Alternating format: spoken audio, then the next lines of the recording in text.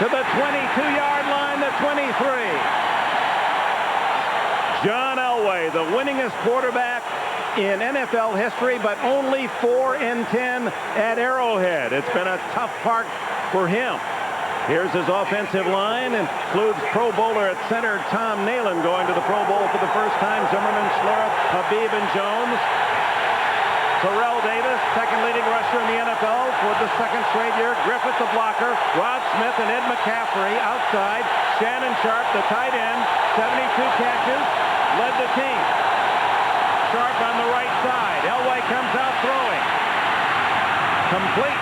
It's Sharp, and he is to the 31-yard line, hit by Anthony Davis. Nearly 10 on the play. Here are the Kansas City Chiefs. Front three of Booker, Big Joe Phillips. Dan Williams has had a sensational year, the former Bronco, 10.5 sacks. Derek Thomas to 9 straight Super Bowls. Simmons, the former Packers. Edwards and Davis are very fast. Carter and Hasty, both corners go to Honolulu. Reggie Tung and Jerome Woods, 2 hard-hitting safeties in their second year. First down, Elway at the 34. Nearly sacked, and then throws it over the head of Shannon Sharp and takes the hit in the process. A flag is down. Late hit or intentionally grounding. It's a personal foul against the Chiefs. Something the Kansas City Chiefs very foul, roughing the passer, number 92 defense, 15 yards. Dan Williams. You said Jerry Markwright, in your experience with this veteran referee, he protects the quarterback. That's it, Dick. You're right. He does protect the quarterback. You're not allowed to push to hit the quarterback after he throws the football. The Chiefs do this. They expected to get a couple of roughing the passer penalties today. Not much of a push from Williams, but was unnecessary. So a big penalty sends Denver out to the 49-yard line. One play, one penalty, worth 26 yards. Terrell Davis, his first call, and nothing there. You saw 21, Jerome Woods, fly up from safety to help out on the tackle. Williams was there along with Derek Thomas. For the Denver offense today, the game plan for them last time they played 6 weeks ago, John Elway was sacked 6 times on 7-step drops. Today we've already seen quick drops and try to get the ball to Shannon Sharp down the field. Defensive coordinator for Kansas City, Gunther Cunningham. He says we usually react to Denver's razzle-dazzle. Today, we attack. Gunther Cunningham, many talking about him as a possible head coach. In fact, Phil Simms, you feel he has the qualities to lead a club. Well, I think he has a unique ability, Dick, where he works his players really hard, treats them hard, but they still like him, and I think that's a unique quality in a coach. Let's go down to Jim Gray. All right, Mark Schlereth was just sent off by Jerry Markwright to be wiped off. He had some type of a sticky substance on him. Now he's checking back into the game. They're checking him out, and the referee will now allow him to stay. But they're wiping some of the substance off a number of the Denver Broncos, and now Gary Zimmerman is being attended to over on the sideline. There must be something on their shoulders. Yeah, it's not a sticky substance. They don't want things to stick to the uniforms. It's a slippery substance, so... A silicone spray. I would think something like that, and the Kansas City Chiefs probably said something to Jerry Markwright. He saw it, probably felt it, making these players get it wiped off. And there is no penalty involved here. This is an official's timeout. They take timeout, let all those guys go over and get wiped off. It's almost like a plane being de-iced. Let's go over to town, clean these guys up a little bit. Let's get on with it. Maybe they were out early and picked up some of that morning ice. So second down and 10. Deafening roar here at Arrowhead. Quick hit to Howard Griffith, the fullback, who gets the call rarely. In fact, in 16 games carried only 9 times. Wayne Simmons made the tackle. You know, you're talking about the deafening sound. Watch the offensive line on the left of the screen. Watch them. They don't all get off at the same time. They're like 4 or 5 different times that they get off. All 5 guys are going off at a different time. This is what Elway does not want to happen. If they can just get average on the battle, they got it won. Ed McCaffrey, downfield blocking, limps off. It's 3rd and 6. Elway shotgun. Oops, false start. Habib And that's going to be a problem. Always is in Kansas City. The fans know they play a role. Very difficult for those offensive tackles. It's even louder here than I remember from a couple weeks ago when we came. Number 75, offense. Prior to the snap, 5-yard penalty, third down. But what happens, John Elway told us yesterday, watch the Denver offensive line. It moves. Brian Habib, the right guard. If you let the offensive line stay up there too long, since they can't hear, they get anxious, they will move. That's what happened that time. It's hard for a fan to fathom, but the offensive tackles cannot hear at all. They do not hear. In fact, the fullback or the running back, Davis, says he doesn't either. He just has to go by the snap of the ball. Elway downfield to Sharp, and he steals it at the 30. Took it away from Jerome Woods, and then did he fumble? No. The ruling is being discussed now by the officials. Ball down by contact. First down, Denver at the 30. Boy, did he push off of Woods. I'm going to tell you, Sharp, this is perfect, and gets away with it. Shannon Sharp pushes off Jerome Woods just before the catch. You see Shannon Sharp coming down. Jerome Woods is going to pick him up. But watch at the end of this play. Watch his right arm as the ball comes in. He pushes him back, catches the ball. 22 yards on the play. Well, they wanted to get the ball down the field to Shannon Sharp. We've seen that twice already today. But the big key to that play, the blitz pickup of the Denver Broncos offense. Boy, tough call whether or not he had contact when he hit the ground or had control. First down at the 30, Davis. Hit before he can get to the line of scrimmage. As Joe Phillips, the veteran from SMU, with Anthony Davis and those safeties plugging any hole. Well, Kansas City defense, Paul, we talked about it already in the game. You just try to hang in there against the Denver offense early. They give you so many different looks. Denver's main objective today, they wanted to try to throw the ball to Shannon Sharp. They can't get it to him when they play here because of the noise and how aggressive the defense is against him. It looks like they got a good plan. Second and 10. McCaffrey all right, back in the game. Davis trying to get outside. Fumble the ball. And able to recover at the 31-yard line, a loss of a yard. So they have stymied Terrell Davis. 3 carries. He's yet to gain. Well, just take a look at where Terrell Davis is trying to run. You're trying to run from tackle to tackle. And the Kansas City Chiefs are all upfield. They are just pushing the offensive line back into the backfield. There's absolutely no place for Terrell Davis to run. They're attacking. They usually sit back and watch this Denver offense, trying to worry about what could happen. You can already see Paul in the backfield, attack it. That's why they're stopping the run so far. Terrell Davis in Denver with a good bounce. No fumbles lost, but close there. Recovered his own. Blitz. Elway fires. Almost intercepted. Willie Green, the target. Mark McMillan, who picked off 8 passes this year. The Mighty Mouse defensive back almost had one early today. Well, Marty Schottenheimer says Mark McMillan, number 29, has that quality. He just knows how to get his hands on the ball. That time he's watching the quarterback the whole way. That's the reason why he makes a good break and almost intercepts the pass. McMillan only 5'7" and less than 150 pounds. So from the 32, Mike Shanahan brings out the punter, Tom Ruin. Tamarick Vanover is only some 20 yards away at the 10. Ruin very high, but it has a lot of distance. Too much for Denver. That one almost to the back line of the end zone. So not much gain there. A 12-yard punt. Kansas City with the ball when we come back. The former backup in San Francisco missed 6 games with a broken collarbone. Returned final game of the year. Lake Dawson in motion. The handoff to Greg Hill, who gains 2 into the arms of Alan Aldridge. And the lineups for Kansas City as Will Shields goes to the Pro Bowl again. Many felt Tim Grunner, the center, earned that right as well.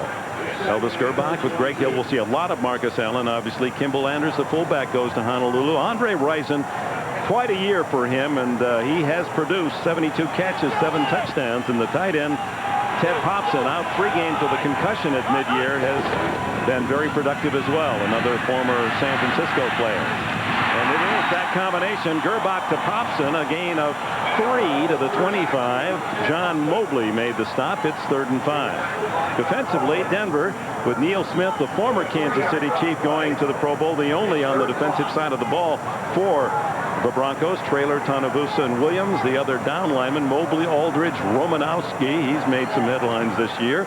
Crockett and Gordon at the corners. Atwater and Braxton, the safeties. Neil Smith makes the move to Denver. Really interesting with several Denver players here in Kansas City. Who will go on? Gerbach breaks out of a tackle, and the second hit gets him at the 21. Alfred Williams, who a year ago had 13 sacks, 8.5 this year. Well, Elvis Gerbach making his first start in the playoffs. It's been a while. It's a blitz by the Denver Broncos. You worry about that first hit. Well, he doesn't worry anymore. He takes one in the pocket. Steve Atwater on the blitz, forces him up. Defensive line there to make the tackle. So 3 and out for the Chiefs on 4th and 9. Aguiar to punt to Darian Gordon, who returned 3 for touchdowns this year. He stands at the 36 in Denver territory. A wobbly kick. Gordon lets it bounce. Great bounce for Kansas City. A mistake by Gordon. Let that ball bounce all the way to the 16-yard line. A 63-yard kick by Aguiar. John Elway battling that in a very tough defense. We saw Neil O'Donnell in the Jets-Detroit game actually ask the referee to stop play, that he couldn't hear the signals. Why doesn't Elway do that? Well, Dick, I don't think he's thought about that situation where he could do it here. And also, he's played here for so many years. I think he's just got it ingrained in himself that he can deal with the crowd noise and play with it and execute under these conditions. Trying to find Rod Smith. James Hasty on the coverage. It's 2nd and 10. Well, Elway and the Broncos won the opening game of the season against Kansas City, 19-3. Well, the quarterback, his worst enemy is tip balls. That one just tipped by Edwards, the linebacker. And usually when those balls get tipped in the middle, it could mean interception. So John Elway right there, a little lucky. Unable to run the football thus far. The only positive yards from the unlikely Howard Griffith, the fullback. Davis again. Smothered at the 16-yard line. Kansas City's defense, as the season developed, they became tougher and tougher. On the road were good, 17.8 points allowed, but 8 touchdowns. At home, where they were unbeaten, 11 points average and no rushing touchdowns. And you can just tell by looking at this defense the way they're lining up, Phil. They're going to shut down the run. That's the #1 thing that they're going to do, and force Elway to throw if he can. Not many teams can shut down this Denver rushing attack, but so far, Paul, Denver has done that. Kansas City has done that. 3rd and 11 for Elway. Throws complete out to the 35 to Willie Green. Green, who made some big catches in that game at mid-season here in Kansas City in the final minutes when Denver thought they'd pulled out a comeback win. Well, Willie Green against Mark McMillan. Dick, you said 5'7", size plays an advantage that time. He goes up, shields off Mark McMillan. Watch. Mark McMillan's there. He wants to come around and make the play, but the size of Willie Green stops him from doing that. And he does have the size advantage over a half foot. He is 6'4".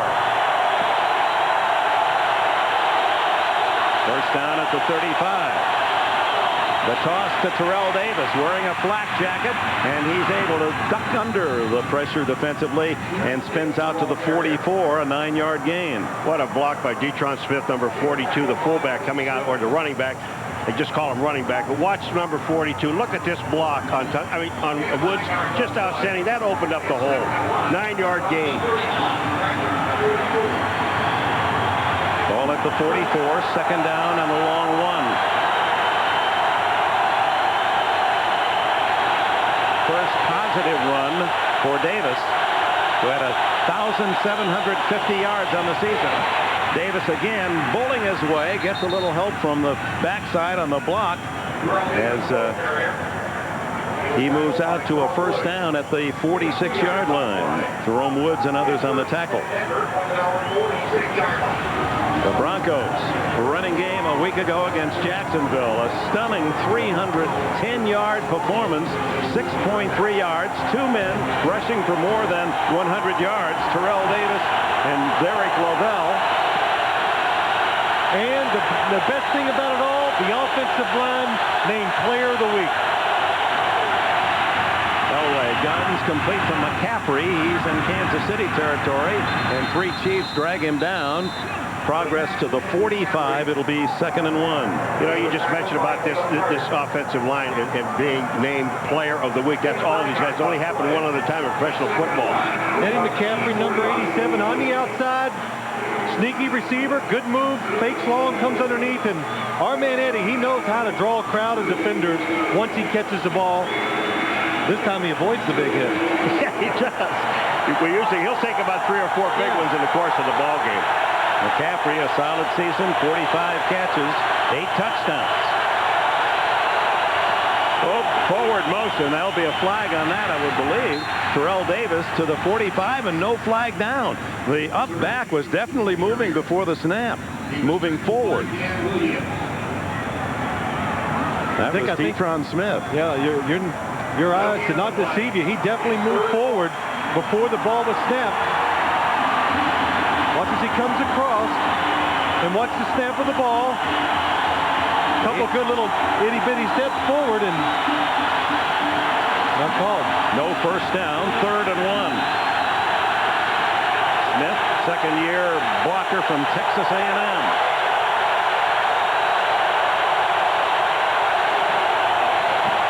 Terrell Davis flagged down this time as Davis close to a first down at the 44 of Kansas City. It's offside on the defense. This will be a first down for Denver. Elway said something to us yesterday that was very interesting. Dale Carter is an excellent corner. He said offside, number 99 defense lined up in the neutral zone, 5-yard penalty, first down. Von Booker, number 99. Von Booker lined up across the line of scrimmage.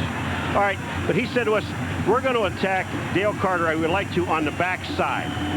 Well, he's going to attack him, but he's going to sneak attack him. He's not going to just turn and go after him. What he wants to do, John Elway would like to look to one side, away from Dale Carter. Dale Carter likes to look at the quarterback. That way he might lull himself, fall off the receiver a little, and John Elway wants to turn around and then throw deep. Ron Hebron in the backfield now for Terrell Davis. First down at the 40. The pump, the throw down the middle, open was tight end Dwayne Carswell, but Elway a little too tall with the throw. Let's go down to Jim Gray. All right, thank you, Dick. Howard Griffith, the starting running back for the Denver Broncos, is out of the game right now. He has a shoulder stinger. He will return. And Terrell Davis missed that last play. The reason he missed it, he had a helmet problem. Dick? All right, Jim. We're in the first quarter here in Kansas City. 3 minutes, 33 seconds left in the period. No score. Elway is getting terrific protection. With this offensive line, he has time to throw to the second and third receivers. Second possession, second trip into Kansas City territory. And Elway has to call time. He had Smith in motion, and McCaffrey looked as if he wanted to go as well. So a mix-up, timeout Denver. The defensive back is going to go up the seam, makes a little move outside, comes underneath the defender. Elway overthrows it. You only get so many chances for big plays in a game. That was one of them for Denver, but they did not take advantage of. 2nd and 10 for Elway. The handoff inside to Howard Griffith. He gets his second carry and a couple of yards on the play.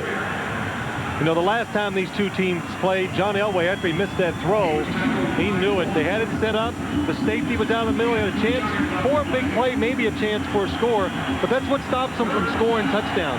They get those chances like that, the throw where the guys can catch and run. And somehow, when they play here, Denver seems to miss those throws. Elway goes for the shotgun. 10th play of the drive as Denver is dominated. Possession time here in the opening quarter. 10 minutes to a minute 40. But no score. Elway fires long. Has a man. Incomplete to Willie Green, who complains about holding from Mark McMillan. Willie Green took a knee. He's begging the official to make the call. He went down on one knee. Green is going down the sidelines. Number 29 is McMillan. He's on him. You judge. Now, is that illegal, Chuck? But here's where he was calling for holding right after the Chuck. Well, trying to take advantage of Mark McMillan. He likes to be aggressive on the first move, so you give him a double move, you try to go deep, but again, Paul, great protection by the Denver Broncos offensive line. Ruin's first punt 32, but only 12 net as he kicked it into the end zone. Trying to keep it away from Vanover. That's a touch by the Broncos. It'll be down at the 10-yard line. That's where Kansas City begins. A 27-yard punt with 2.5 minutes left in the opening quarter. No score. And San Francisco for the NFC title, and the winner of this game against Pittsburgh for the AFC. There's the evidence of Denver's possession time advantage, but no points produced. Elvis Gerbach changing his play as Lake Dawson resetting. Still time. And throws to Andre Rison, who staggers out of bounds with the catch, shy of the 15, a gain of about 4. Well, that was an excellent job by Elvis Gerbach. Denver was coming with an all-out blitz in the middle. He was in trouble. He knew it. Took his time, looked at the play clock, gives his team some positive yards with a good play. Yeah, Lake Dawson was in motion, almost ran off the field. Yeah. He had to stop him and bring him back. Well, Dawson was questionable midweek. He ran into Marcus Allen, bruised a knee, and he had to convince Marty before the game today, working out, that he was ready to go. Former Notre Dame star. It appeared to be contact, and then Alfred Williams charges across the line of scrimmage. Kanabasa came across, looked like he had contact with the center. Now they're talking this over. Did he make contact? Because we remember one thing now. Tanabasa, if he goes down the line of scrimmage, he can come back. But if he's across the line of scrimmage, making the foul, number 94, defense, 5-yard penalty, second down. They call it on Keith Traylor. Well, number 98 is Tanabasa right here. Now he goes across. Williams goes across. Traylor didn't do anything. No, it was on. He just got the numbers mixed up inside. I like the way Grunner says, hey, just hold there. You get back on your side. We haven't snapped it yet. I think he was flinching. He was trying to protect himself a little. 2nd and 1 for Kansas City, looking for its initial first down of the game. And Marcus Allen drilled in the backfield on his first carry of the game. Keith Traylor, who played here in Kansas City.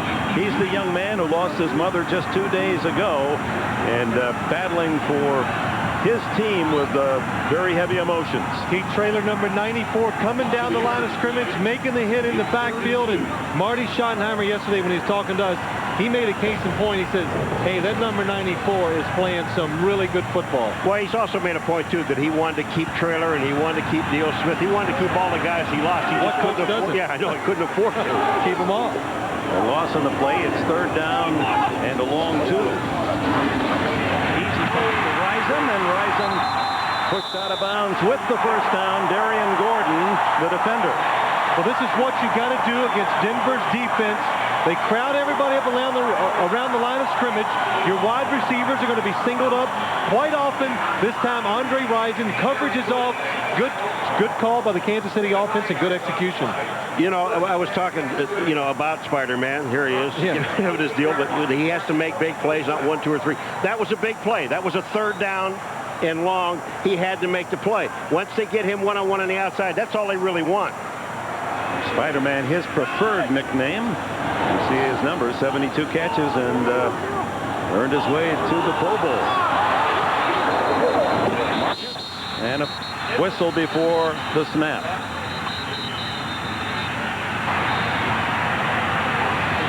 Alfred Williams and Jeff Criswell with a little chicken fighting there, a little bumping. First down. Can I ask you a question? Where was Steve Atwater going? I never saw a guy get that deep. Let's talk about Marty Schottenheimer, who yesterday said, I've given myself a nickname through the years here, Roadblock. I was Roadblock. I wanted to do everything. I wanted to make sure that every possibility was covered when an assistant coach came to me. He's changed this year. Well, he has changed. He says, I'm letting my coaches coach more. They're making decisions on how we're going to go, the game plans, how we're going to execute certain things, and his coaches have responded and done a good job for him. Could be the last play of the period. Quick pass complete to the tight end, Ted Popson. John Mobley covering just shy of the first down, and that is the end of the first quarter here at Arrowhead Stadium. Well, low scoring Pittsburgh, New England yesterday. No score today. You're watching the playoffs on NBC. Marty said, I just didn't want players around that said, I got it, Coach. Don't have to tell me anything. I know it all. And he's made some very distinct changes this year in his philosophy and in his personnel changes. Play action by Gerbach. Throws to Kimball Anders, who's always been a big receiver in this offense, had 59 catches this year. Well, Dick, you were talking about, look at all the new starters they have on offense. He wants players. The big thing why Marty Schottenheimer's made so many changes on offense and defense, he wants players eager to learn, come in every day, tell me more, Coach, enthusiastic. And also, he's changed his philosophy on both sides of the ball because he knows if you want to have success in the playoffs, he needed to change, be a little more dynamic on each side, make more plays, and progress in the playoffs. Flag down as Gerbach just throws it away. He was out of the pocket. You saw the changes there. 11 new starters out of 22 for Kansas City. Even in this era of free agency and a lot of player movement, that's an incredible change. He's gone to youth and speed on defense. Illegal contact foul, number 53, defense. While the quarterback was in the pocket, 5-yard penalty, automatic first down. Bill Romanowski against tight end Tony Gonzalez. Well, Marty Schottenheimer says Bill Romanowski has every move in the book. His hands on the receiver, Tony Gonzalez, down the field, 10 and 15 yards. They're going to see that every single time. Call the penalty. But going back for one last point about Marty Schottenheimer, talking about all those changes. I'll have to tell you after this play. All right, here it comes. Second down and one. And Marcus prances through for a first down to the 40.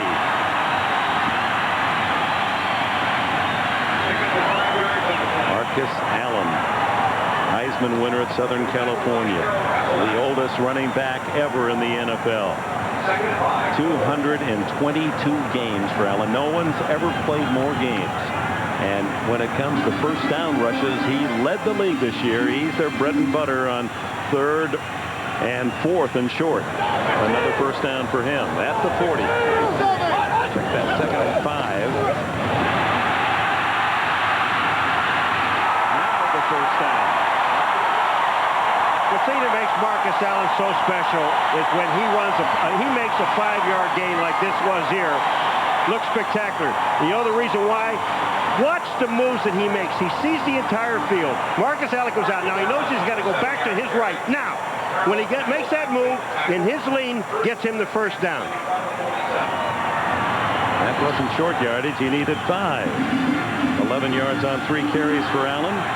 Over 12,000 yards rushing in his brilliant career, nearly 600 catches.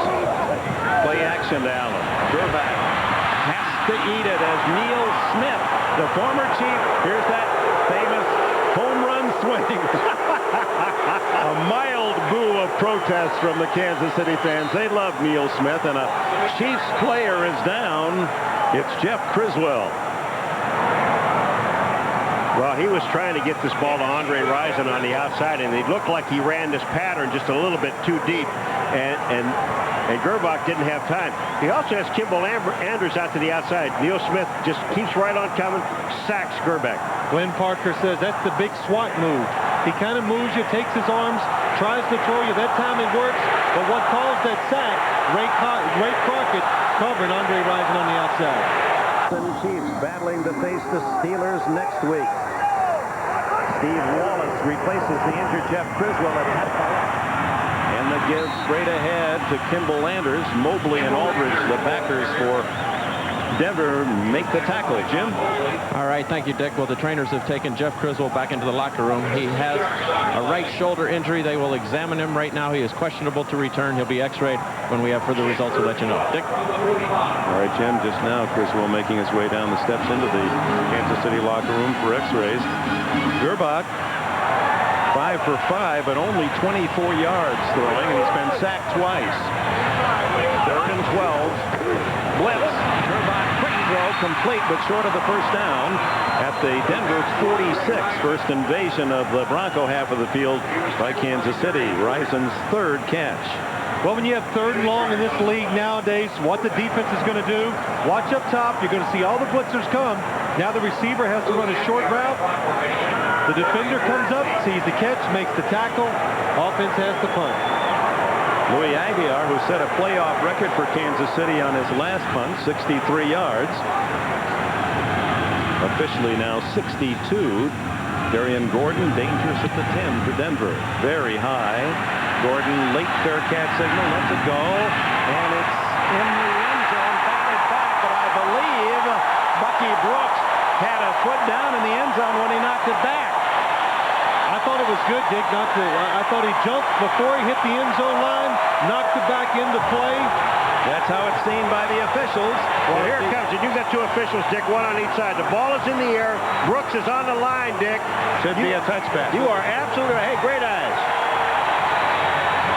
Watch, his right foot is on the line.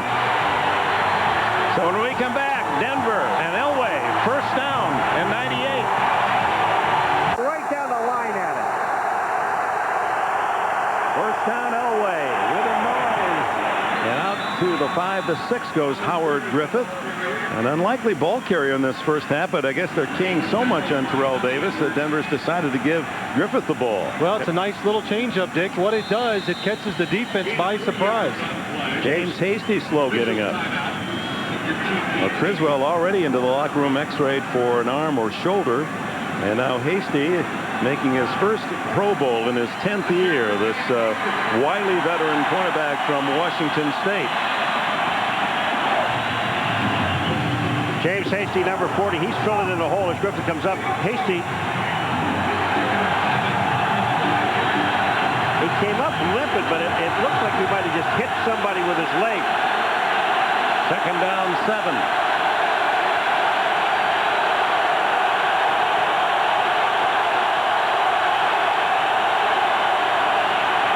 Davis breaks some tackles, fights his way out to the 11.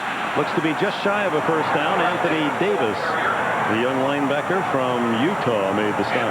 We talked to Terrell yesterday, Terrell Davis, and asked him about his running style. He makes one cut, and then he goes, watch this. One move to the outside, back inside, and he's running. And we asked him, have you changed in all this time? He just smiled and said, no. Well, that's right, he can't, because he's not allowed to.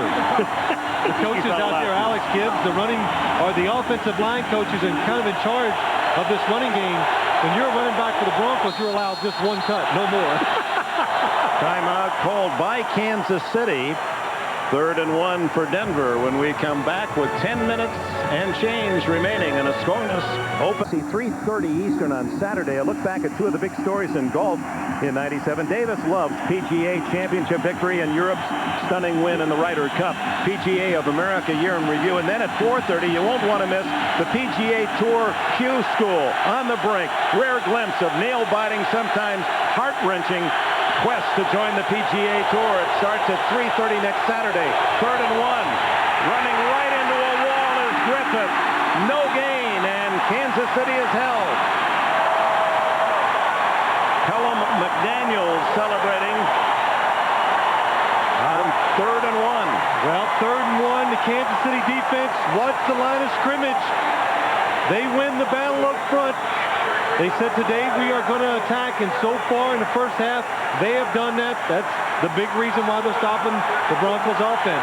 Tom Rowland to punt. Denver's rushing game, 12 carries, 23 yards, less than 2 yards per rush. Total contrast to last week. Rowan sends a wobbler out. Vanover lets it bounce and then takes it at the 50 and tackled at the 48. A flag is down. 40-yard punt, 2-yard return if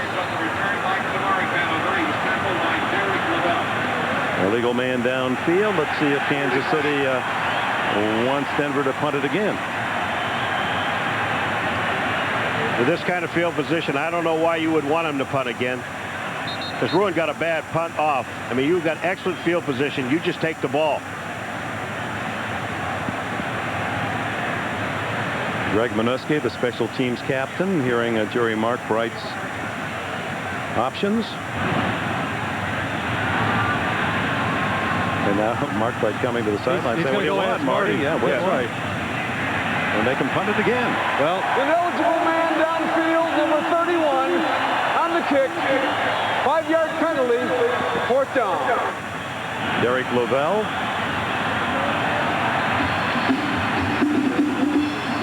Lavelle is up right in the middle. He's the up blocker, and he can't leave until the ball is kicked. You see the ball being dropped, he's already gone.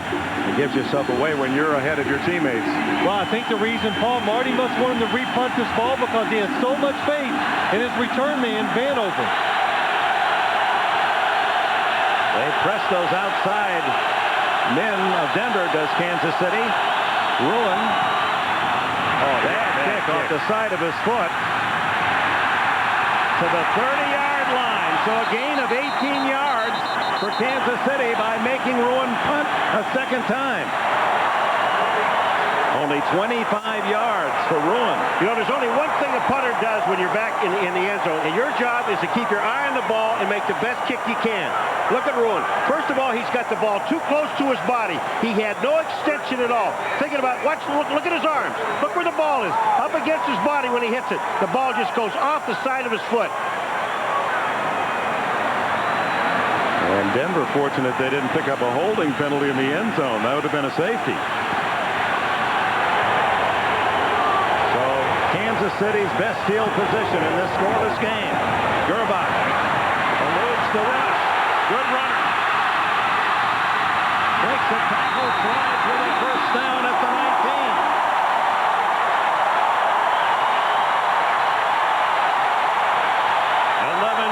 For Gerbach, who has 4.65 speed. Well, this is a little different for Kansas City. Marcus Allen down at the bottom. Look, they just spread the field. That's what creates the hole for Elvis Gerbach to run in. And one thing that people forget about Elvis Gerbach, 6'5", he does run very well. Rich Gannon said to Paul Hackett, the offensive coordinator, after the first minicamp, he says, "What did you think about the minicamp?" Paul Hackett's asking Rich Gannon, he says, "Boy, Elvis throws the ball and runs the ball a lot better than I expected." Marcus Allen hit by Neil Smith at the line of scrimmage, tried to spin away, and Alan Aldridge tackles him for a loss. In trying to make something out of the negative, Allen loses even more, 5 yards on the play. Paul Hackett, the offensive coordinator for Marty Schottenheimer's Chiefs, there he is. After the playoffs, he goes to Southern California, the university that is, as the head coach of the Trojans. Coached at Pittsburgh, University of Pittsburgh, prior to coming here to Kansas City. 2nd and 15 for Gerbach. Pressure up the middle, gets the throw away complete. And it's Allen at the 18-yard line, tackled by Steve Atwater. Picked up the 5 they lost in the previous play, plus a couple. Well, this is what Elvis Gerbach does so well, being a big, tall quarterback, and what he brings that Rich Gannon can't do. The blitz inside, nobody picks up Mobley, but Elvis Gerbach able to stand in there, and he can throw the ball down the field a lot easier than Rich Gannon can. That's one of the reasons why they had no doubt when the decision comes up, who's the quarterback? Marty Schottenheimer says, my job to get the best 11 on the field. Elvis Gerbach is one of those guys. Perfect 7 for 7. Only 40 yards out of those 7 completions. Reed pumps and throws it away. There's no doubt about his intent there. Nothing about the 10th row. The other thing about Elvis Gerbach, what I really liked was in the interview with him when he said, who should Marty start? He said, me. I mean, he has the confidence. He knows he is the starting quarterback. There is absolutely no quarterback controversy in Kansas City. None. Paul, that's right. You come around, you spend a couple days. If there was a controversy, you'd know one of the players or coach would go, I think we should be going with the other guy. They do that. We did not hear that one single time. Not even from the players. 34-yard field goal attempt by Stoyanovich. And he drills it. And Kansas City takes the lead, but a flag comes down. And Denver signaling we were held.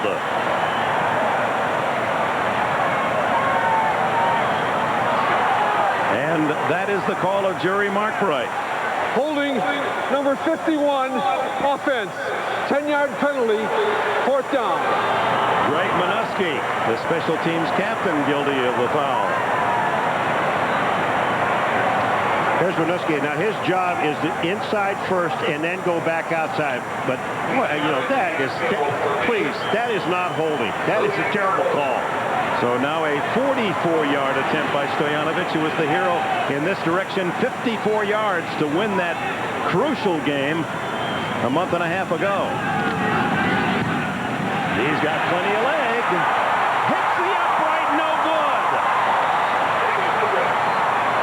So 3 points taken away on Winooski's holding call. And then Stojanovic, who missed only one all year, had the best percentage of anyone in the league, 26 for 27, kisses the upright. Well, you're absolutely right about this thing. And, you know, we talked to him yesterday. What he told us is this. He said, if the hold is right, the ball is right, I should make the kick. I blame that on him. It remains no score. You see all brown. The laces are straight. And he hooked it. And then good field position for Denver at the 35. Elway play action. Scramble. And no gain. Got back to the line of scrimmage. Wayne Simmons made the tackle. Flag down. Well, a penalty, somewhat of a phantom call, cost the Chiefs a field goal. Face mask foul. This is a face mask. 56, defense. 5-yard penalty. Repeat. First down. Simmons acquired the start of the year from Green Bay for a number 5 draft pick. Little piece of the face mask as Elway goes down. So that's why everybody booed, because you can't tackle the quarterback if he leans forward. Now, if Elway is sliding, you have to try to avoid him. This is the face mask call. First down and 5 at the 40. Shannon Sharp resets right. Davis. Chiefs continue to do a great job against the running game. Gain of 3 for Davis. Tackled by Davis. Anthony, number 50 of Kansas City. Not related. Terrell, of course, from the University of Georgia, after playing the first 2 years at Cal State Long Beach for George Allen. And then when Long Beach dropped their football program, he migrated to Georgia. Second and 2.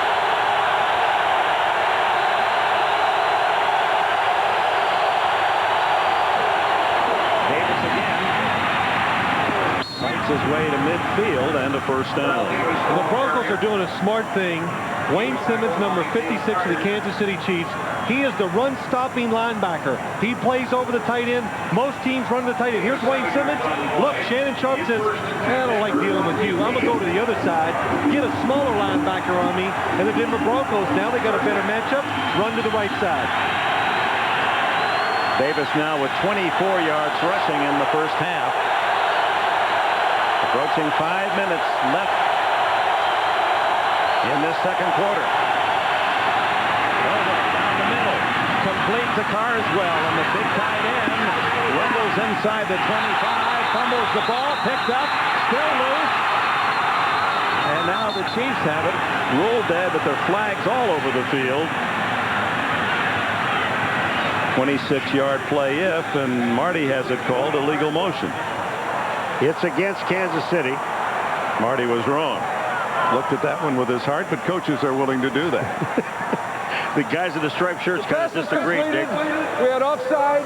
Number 92, defense. Penalties declined. First down. Well, Dan Williams guilty of offside and a big play for Denver. Well, watch how the Denver Broncos, what happens here? Shannon Sharp comes down, going down the line field, and Dwayne Carswell inside, safety back deep. John Elway has his pick to which receiver he wants to throw to. Anytime there's just one safety in the middle, it leaves those inside seams open. John Elway knew that. Mike Shanahan knew that. Good call. The longest catch of his career for Dwayne Carswell in his 4th year out of Liberty. He had only 12 all season. The toss to Davis. Trying to make the corner and able to get to the 20-yard line, a gain of 4. I'll tell you what, you know, your guy, Eddie McCaffrey, the guy you played ball with one time, he's an excellent blocker. You said that a long time ago. Watch what he does with Derek Thomas. He's going to come in motion. Here comes Derek Thomas up the field. McCaffrey just gets a little piece of the shoulder. That's all he has to do, just to knock him off a little bit. He does that, and outside goes Terrell Davis. Mike Shanahan says he's the best blocking wide receiver I've ever seen. And come on, Eddie McCaffrey against Thomas, he does the right thing. Stay away from him if you can. 2nd and 6.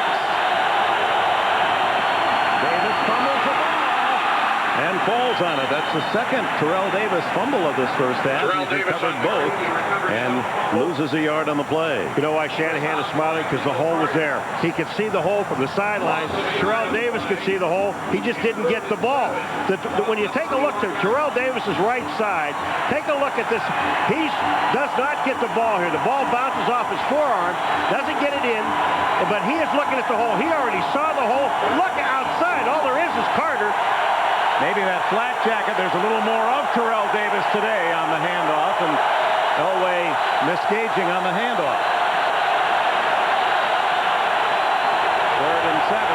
Elway complete and wide open is Rod Smith, and Smith is on his way inside the 5 and marked out of bounds, I believe, at the 4.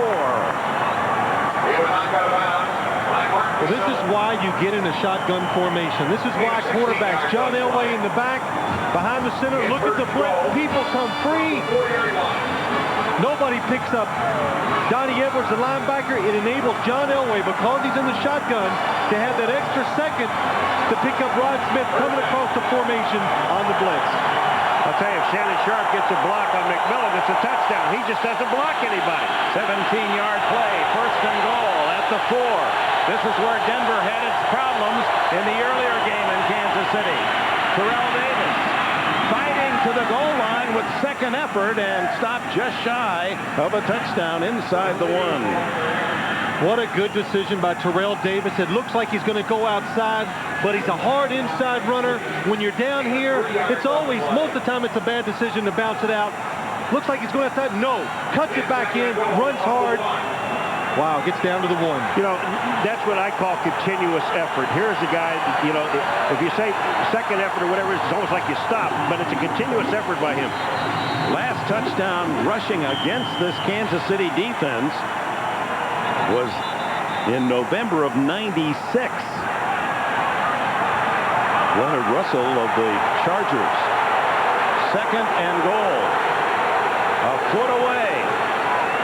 And they're going to let the clock run down to the 2-minute warning, and that'll give Mike Shanahan and the offensive brain trust a chance to figure it out. Still no score. Goal line, red zone offense for Denver against Kansas City. Not that great, only 2 touchdowns, 8 tries. 2nd and goal. Davis in the end zone, and Denver has struck first. And that military salute celebration of Terrell Davis and his teammates. You know, when you go on the road and you play in these type of environments, hostile environment, the one thing for the visiting team that gives you a chance to win these type of football games, can you run the football?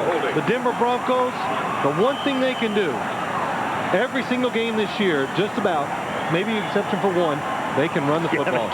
They've got an offensive line that's terrific. Jason Elam's try for point. And Denver leads 7-0. A 65-yard drive in 8 plays with Terrell Davis running game coming alive. He scored 15 touchdowns, regular year rushing touchdown in Kansas City. May have recovered it himself. It was in the arms of the Broncos and skidded away. And Kansas City maintains possession. Detron Smith, number 42 for the Broncos. It was laying on the ground. Nobody around him. It looks like he falls on it, but he missed it. Do you remember when we did the playoff game? Here it comes now, and look at the hit is just... Dedrick Dodge makes the tackle, forces the fumble. Now here's what you're talking about, Phil, with that ball. It's just laying there on the ground. And Smith, number 42, goes to go for it, and it comes out of his hands. He slips. But remember last year in the playoff game against Jacksonville when they said there were balls on the ground and we didn't get them? Right. Good point. And today there have been balls on the ground. You've got to get the balls that are on the ground. Could have been Denver's ball at the 27, but give credit to Vanover. He fumbles the ball, but he didn't give up. He really battled to get to that ball and recover the mistake. Anthony Lynn for the Broncos is the one to hit Vanover from behind and caused the fumble. And on first down, very little there, and another fumble recovered by Kansas City as Anders coughed it up. Well, this would be a good time for Kansas City. The one thing they've got to do, one of the reasons why they're playing Elvis Gerback, is you want to throw the ball down the field. Pressure on Gerback. Steps away from Alfred Williams. Scrambles. Hits to the sidelines and stops the clock out of bounds at the 30 with 1:23 left. And now, with third down coming up and stopping the clock there, if they don't make first down, Denver has a couple of timeouts left. They could get a shot before the half. Oh, no question, Nick. If I was Elvis Gerback in this situation, you always got to pay attention to this clock. It's right here. Once he gets forced out of the pocket, Alfred Williams puts the pressure. If they're not open down the field, you're going to run, stay in bounds. Plenty of time for your offense if you stay in bounds with your timeout, whatever, to move the ball down the field.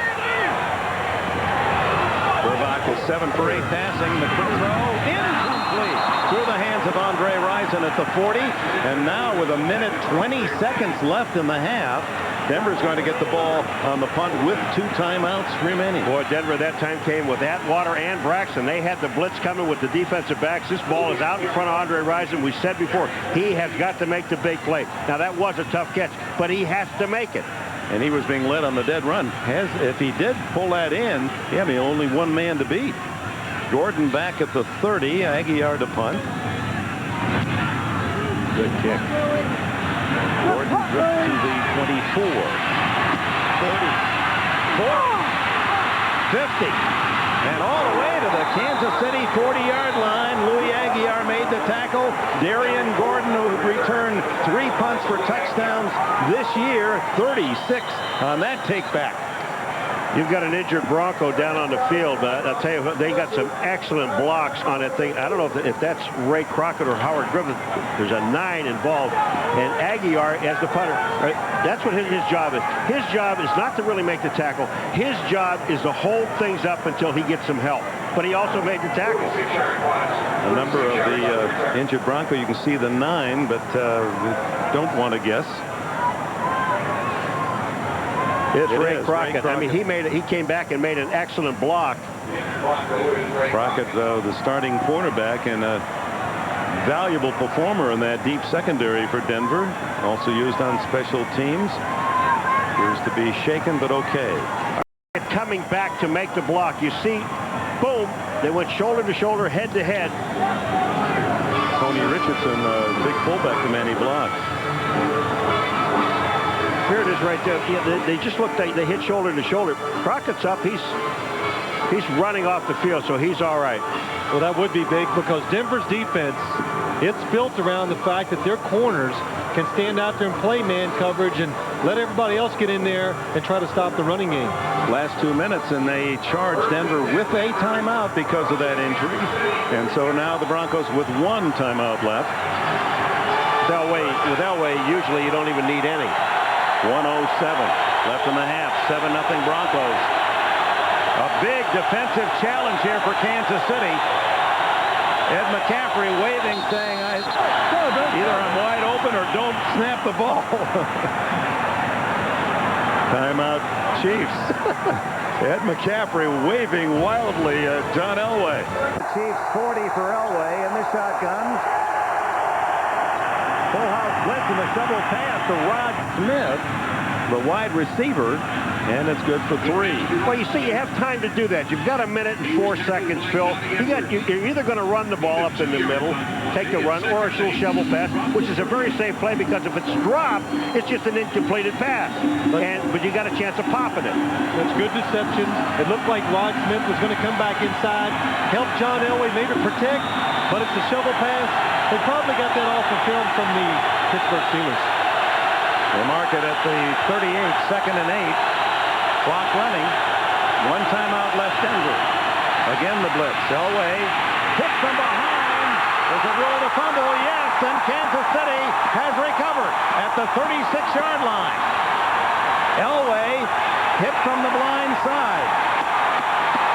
John Browning, it appeared, with a tackle. Definitely John Elway takes too long to decide where to throw the football.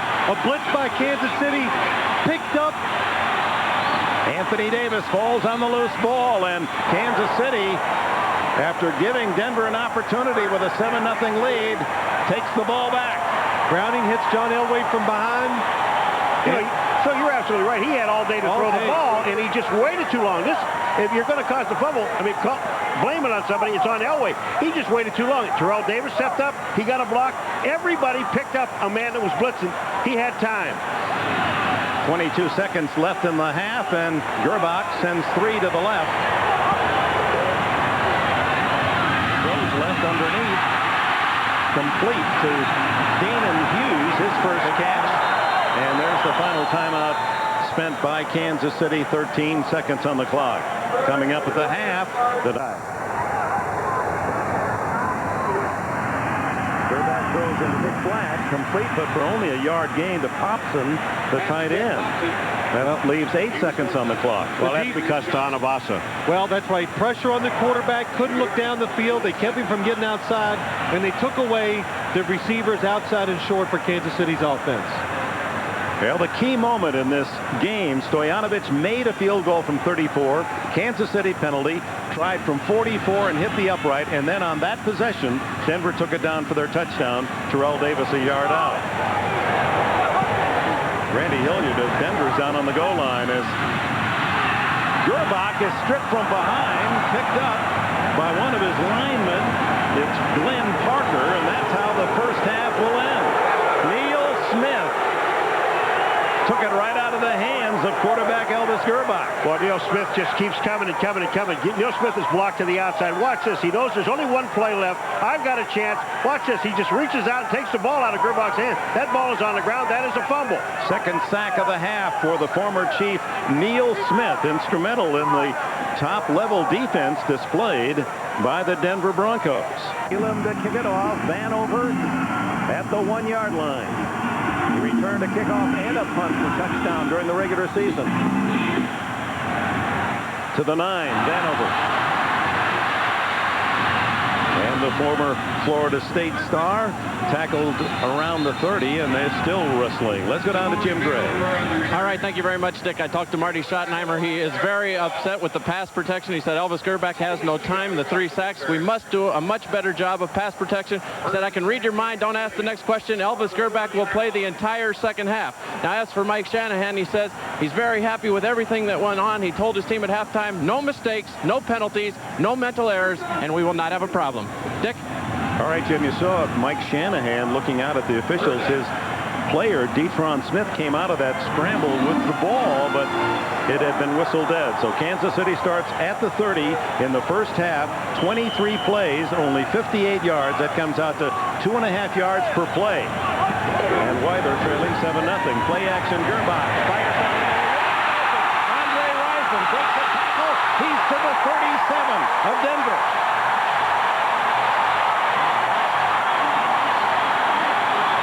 Boy, those coaches think alike, just as Joe Gibbs indicated back in New York. Marty Schottenheimer calls the play down the middle. Well, what happens is it's a play-action fake. Everybody goes for it on the Denver defense. That creates a big seam between the linebackers and the safeties. That's the reason why Andre Rison wide open. A lot of time for Elvis Gerbach to throw the ball. Biggest play of the game for Kansas City, 34 yards, and now Marcus Allen trying to skip through a hole that closes quickly after a pickup of maybe 3.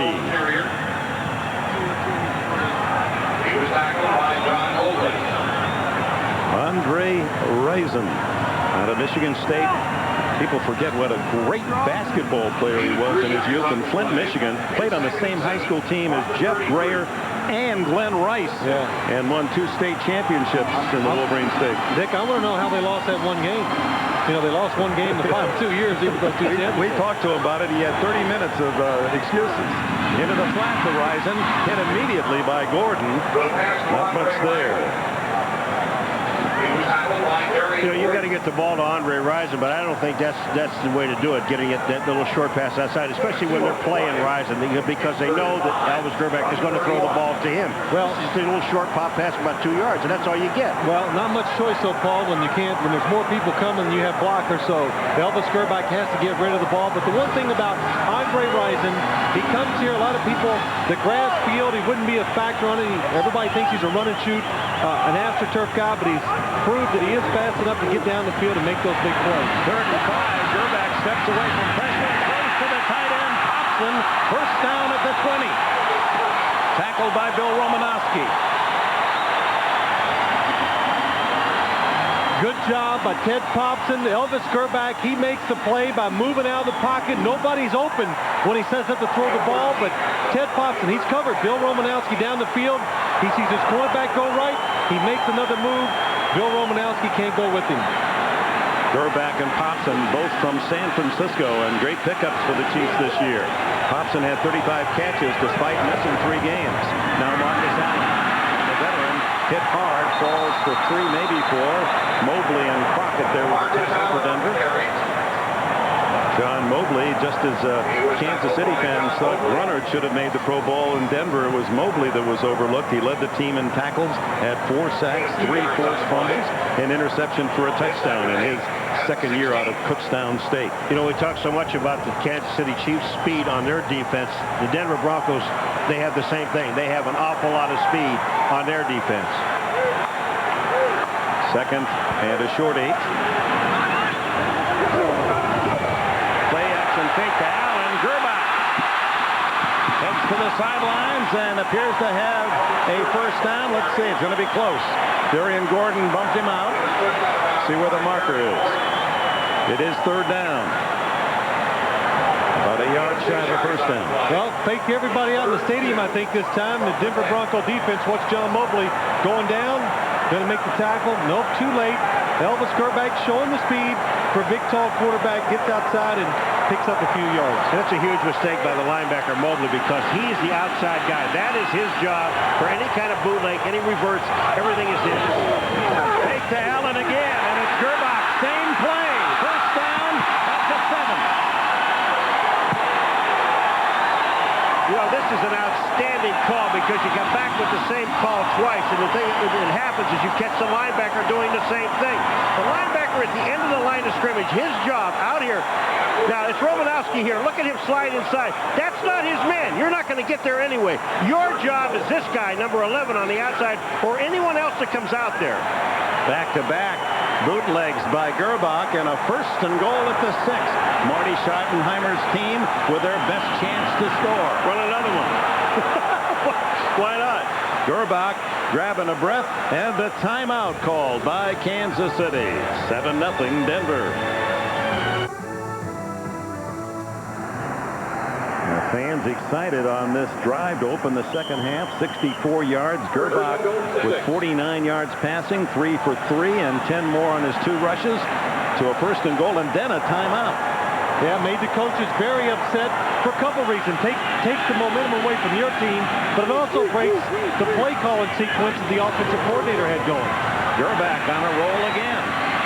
Throws it away. Closest was Tony Gonzalez. Hasselbach, the defensive end for Denver, applied the pressure. Yeah, you know, Dick, when you call those timeouts, it lets the defense now regather themselves, and the coaches and the players, okay, we can settle down and rethink and maybe make a better defensive call and stop this offense. Second half has been Kansas City time.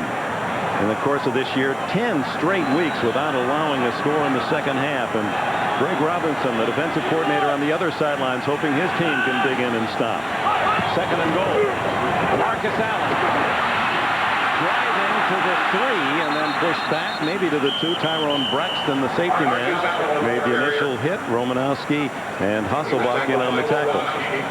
Well, you run the ball in a situation like that, you hope to gain a few yards, so at least you can get the defense of the Denver Broncos thinking, well, this could be a run or a pass, make them guess one way, and try to catch them by surprise. So now you come back with a play-action pass and roll out? Well, that's one thought, but, I mean, the case in point is, Paul, you can do either. From the 2-yard line or from the 3, you still have a chance to run it in. You make the defense think both ways. Third and goal at the 3. They spread it out.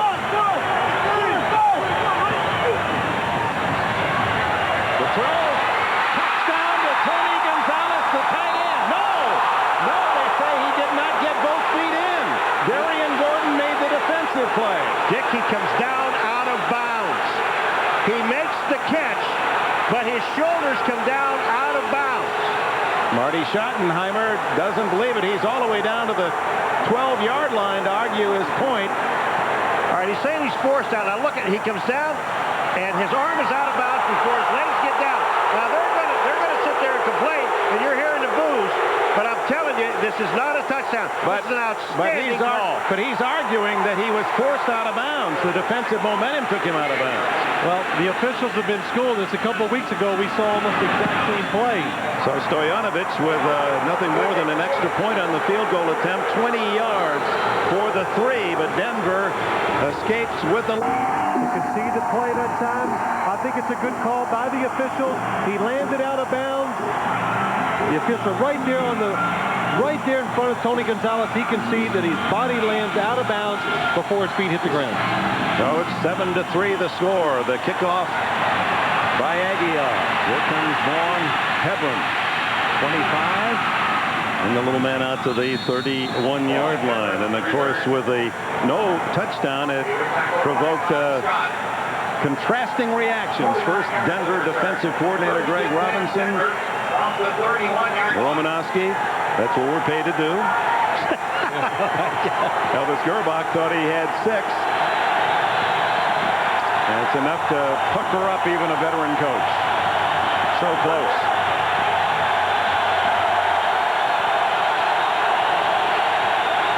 But the drive by Kansas City reawakens this noisy audience. Elway from the 31. Steps up. Wide open is Davis. And Davis out of bounds at his own 48-yard line with a first down. 17 on the play. This is one of the first plays you put in at training camp. They call this a trap pass. They're going to fake the trap inside, but watch Terrell Davis come out here. The linebacker thinks it's run. Now it's too late when he decides it's pass. Terrell Davis open on the outside. Good job by John Elway stepping up, buying that a little extra time to throw the ball outside. Davis, a productive pass catcher as well. 42 receptions this year. They go with 2 tight ends now, Sharp and Carswell. Fake to Davis. Elway looking for McCaffrey. He's covered and throws it away. Dale Carter on McCaffrey. Well, if Kansas City can run a bootleg, so can Elway. Just get back and it will work for them. It's going to work for Denver. Ed McCaffrey, he's the primary receiver on this play. Trying to sell to Dale Carter, and out and up. Really does a pretty good job, but John Elway is, by that time, running so fast to the sideline, he has no chance to throw the ball up the field. What did James Hasty say about Ed McCaffrey yesterday? He says he's deceptive and sneaky. You know, he makes all those moves. Double moves, and he gets down the field on you. And great hands. Played as did Elway at Stanford University. Terrell Davis. Running room. First down and more. To the 30. To the 20. And tackled at the 11-yard line. Terrell Davis finally shakes free for a long run. 41 on the play. Oh, Howard Griffith, number 29, the fullback. Does he get a terrific block on the outside? They are coming right at you. Look at 29. That block to the outside takes Hastings out. And then Terrell Davis does it all. And that little pitch play, it really confuses the defense because they pitch it to Terrell Davis. You think it's going to go really outside, and Terrell Davis cuts it back inside, then goes back outside. Ed McCaffrey helping down the field, blocking on Mark McMillan. Davis takes a breather. Derek Lavelle, who had over 100 yards against Jacksonville, is in. He gets the ball. And Lavelle, who played at Oregon, is pushed back after he hits the 8-yard line with Anthony Davis leading the charge. Terrell Davis now first 7 rushes 8 yards, and now the last 8 64 yards and a touchdown. 100-yard teammates in a postseason game only 3 times in history. Ewart Dixon and Pete Banaszak from yesteryear. 30 years ago with the Raiders, then Minnesota's Chuck Foreman and Brent McClanahan, and then last week it was Terrell Davis and Derek Lavelle. You know his name we have not mentioned this entire ball game is Derek Thomas. Only one time when he was being blocked.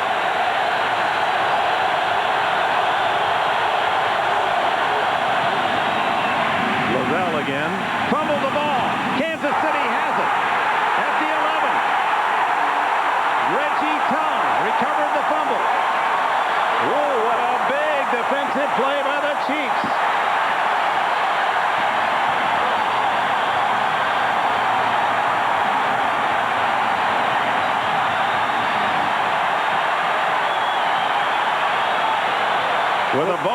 inside the Kansas City 10-yard line. Terrell Davis sees his running teammate cough it up. Well, the one thing you worry about when you bring another running back into the game, they're not used to the tempo and how physical the game can be. Derek Lavelle been sitting down, all of a sudden he comes in. The contact makes him fumble the ball.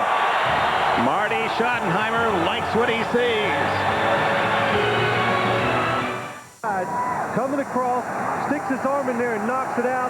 The fumble, but the big play of this right here, Shannon Sharp, number 84, making the tackle, could have saved the touchdown.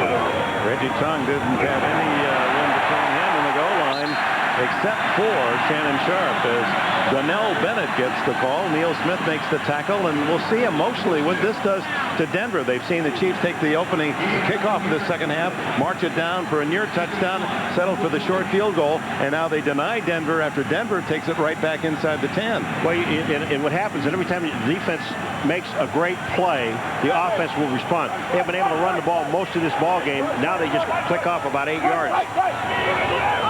On 2nd and 2, Bennett down in the backfield as Keith Traylor slashes through for the hit. I'll tell you, they haven't blocked Keith Traylor this entire day. Keith Traylor is a man that's possessed. Number 94, Paul, we've talked about him during some of the breaks and all game long. He's just so athletic, so big, an ex-linebacker. He uses all that agility and athletic ability to get in the backfield and make those plays. He took the center, Tim Grunard, and knocked him 5 yards back into the backfield. We told you his mother passed away suddenly just 2 days ago, and with the hurt and the anger out of that shock, he's taking it out on the Chiefs today. Alfred Williams, and the flag goes down.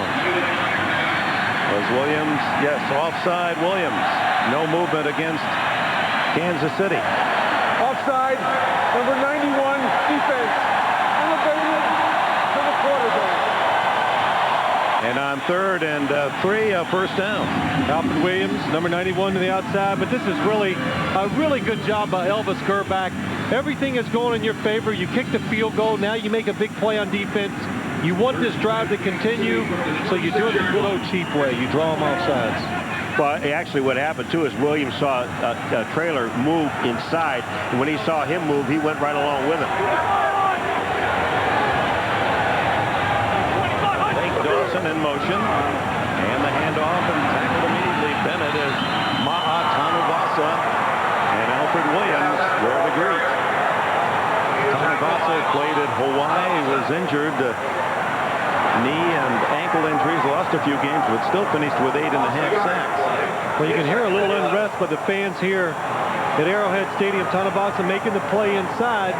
They want to see some passes, and the first play of the second half, first down, the play action fake. There's people wide open down the field.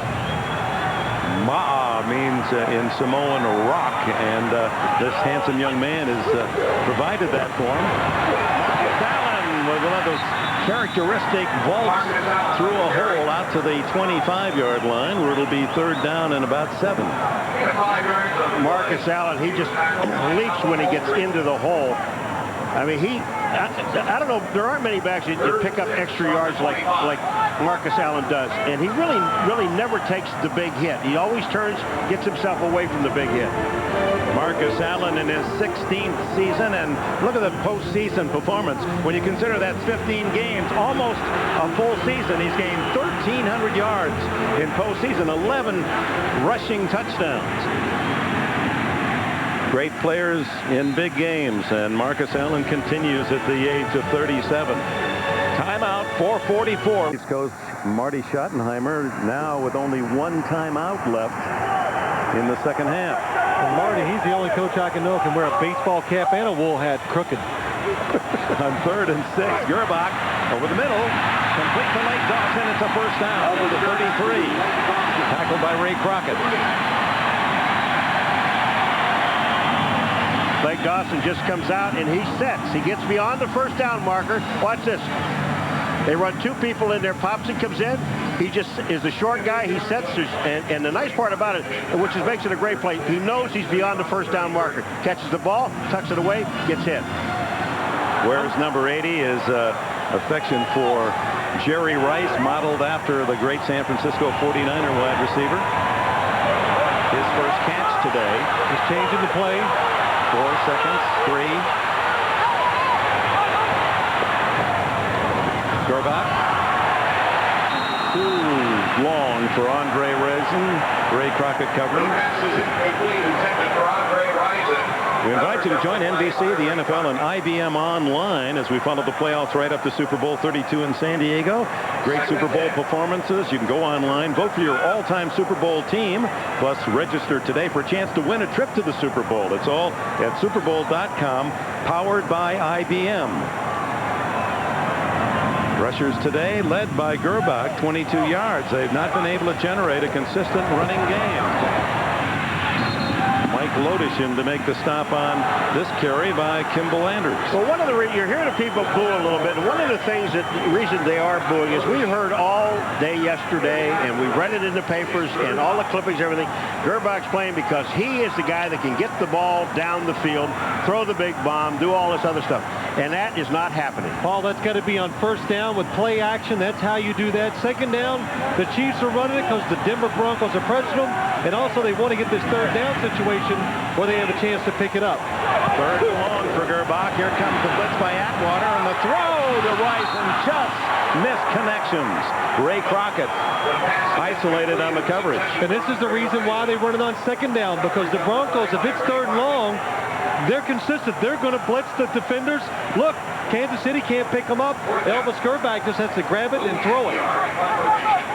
And even at that, made a good throw. He was just a half stride from that one being a big play.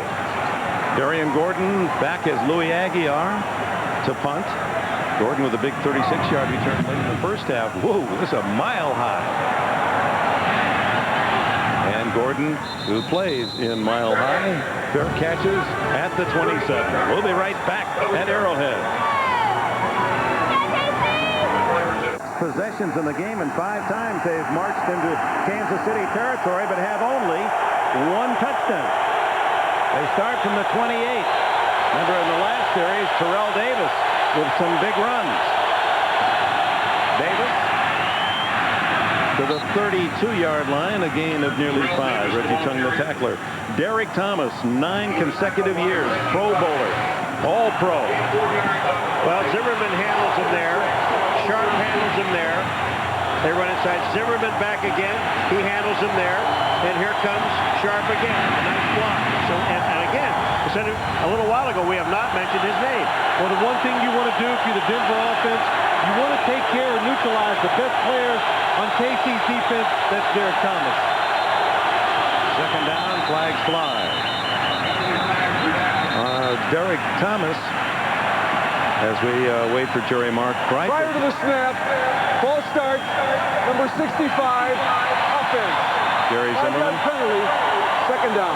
But back to Derek Thomas, he had the same injury as Neil Smith and Alfred Williams, a tricep injury that really handicapped him the first half of the year. But then he has been torrid down the stretch. 9.5 sacks, and 6 of those coming in the last month or so. You saw Zimmerman there as he's in his stance. Once you get in your 3-point stance, 2-point stance, or 4-point, you can't move. Second and 11, so Elway goes shotgun. Tipped, incomplete. Anthony Davis appeared to have a hand on it. This thing was hit twice. This ball was actually hit twice. The ball is hit there, and then it goes off the helmet. Then it's tipped again. Dan Williams also got a touch on it. Yeah, he's open.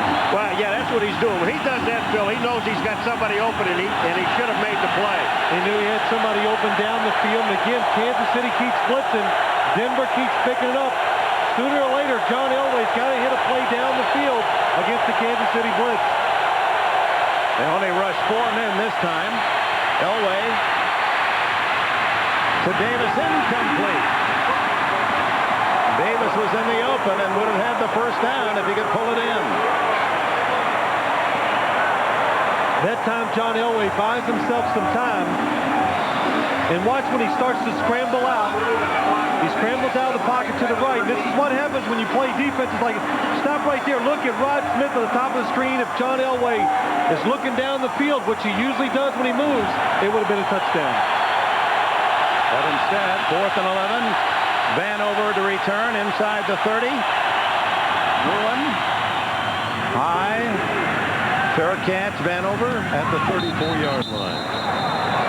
Well, Kansas City has the ball again with 1:45 remaining in the third quarter, and Denver leading 7-3. And a reminder, NBC tonight. 7/6 Central. Get your fill of an All-Star TV Censored bloopers, fat-free. Then, following an all-new Dateline. Power will be on the road. The long bomb, and it's complete. Joe Horn used sparingly. Caught only 2 balls all year. All the way inside the 15-yard line. Well, there's really nothing special about this play. It is just Elvis Gerbach making a good play-action fake, and it's just the speed of Joe Horn. Look, Tyrone Braxton, he sees it, doesn't have the speed to get back there. It's a perfect throw by Elvis Gerbach. And this is what they came to see. They want to see Elvis throw the ball down the field. First down play action, create separation between the secondary and the linebackers. That time they just go over the top. Joe Horn, who doesn't get a chance to practice his move. He's caught 4 in his career here in Kansas City. 2 last year, 2 this year. A 50-yard bomb. That's why they like Joe Horn as a receiver, is the fact that he has that rare speed. It's outside, and I think every team, they want one of those guys to make a defense play safe, to create holes for other receivers, and then every once in a while, go down the field and try to get the big play. And Paul knows Joe Horn's from Itawamba Junior College. You followed him closely. Yes, I did. Second down and 7. He can't even say that college. No, I can't. Gerbach into the flat. Incomplete. Marcus hadn't quite made that half-step turn to look to the quarterback. And Elvis Gerbach knows that he has Marcus to the outside. He's got Alfred Williams, who's the defensive end. He's got him beat. All he had to do was get the ball into Marcus's hands. 3rd and 7 at the Denver 12, trailing 7-3. Blake Dawson right, Andre Rison to the left.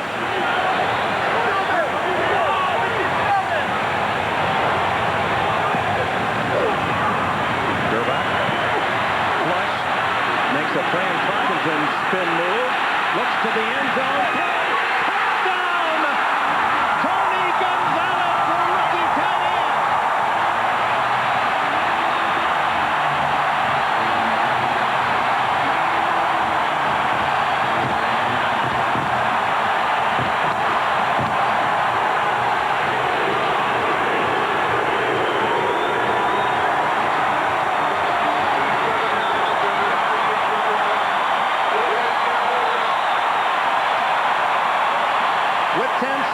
In the third quarter, Kansas City has taken the lead for the first time. Stoyanovich adds the extra point, and the Chiefs celebrate 10-7 as the basketball star at California, Tony Gonzalez, you saw him dunk on his celebration. That's his first love. Charles Barkley is hero, and Gerbach finds him alone in the end zone. Well, it's good protection, but watch this move by Elvis Gerbach. That creates all this extra time for him back in the pocket. And Gonzalez does an excellent job of moving around the end zone, finding that really the only open spot that he can go into. Watch Gonzalez, Phil. When he does, he's going to go in there and almost sit down. A touchdown. Remember the key, the 50-yard pass to Joe Horn.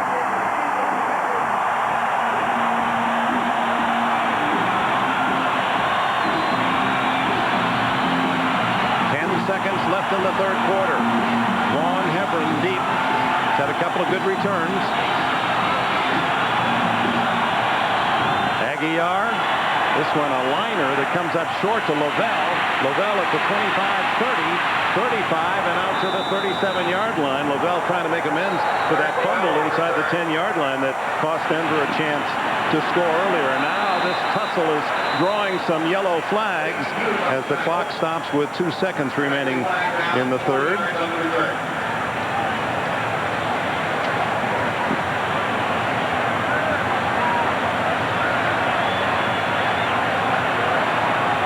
And Jerry Mark Wright with the information. Personal foul, unnecessary roughness.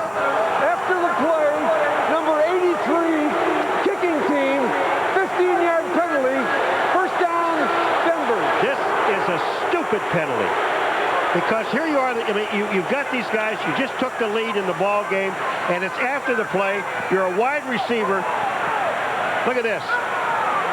Man is down. Danon Hughes then is number 83, trying to take it away from Lobel.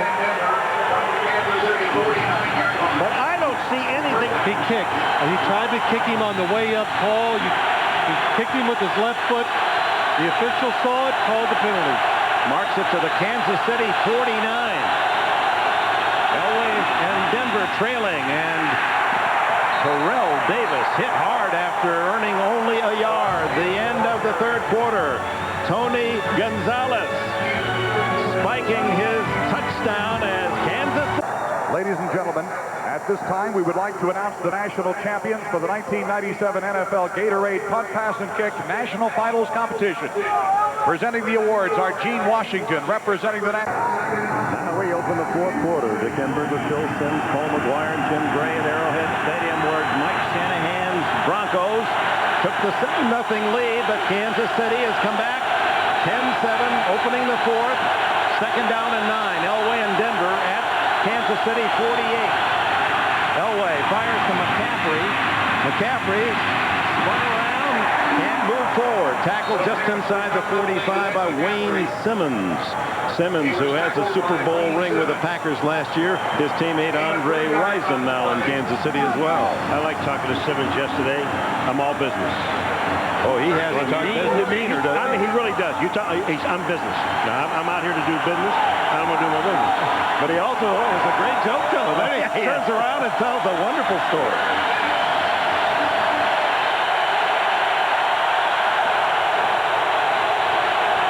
Third down and 5. Wide open McCaffrey. 30, 20, 10, 5, and just out of bounds at the 2-yard line. Maybe the 1. McCaffrey breaking free. Donnie Edwards saved the touchdown. 43 yards on the pass. But what happens? The Kansas City Chiefs, when you blitz, they expect it's a blitz coming in here. But Ed McCaffrey comes across the field, uncovered, nobody there. When you blitz on defense, you're hoping that your pass rush gets to the quarterback before he has time to watch the receiver come across the field and be wide open. Can I just say one thing? Does Eddie McCaffrey ever think about going out of bounds? He's got that one speed, Bill. It's like neutral. And then watch him. There's no thing about getting out of bounds. Look at this. Watch. Boom, boom. And then everybody whacks him.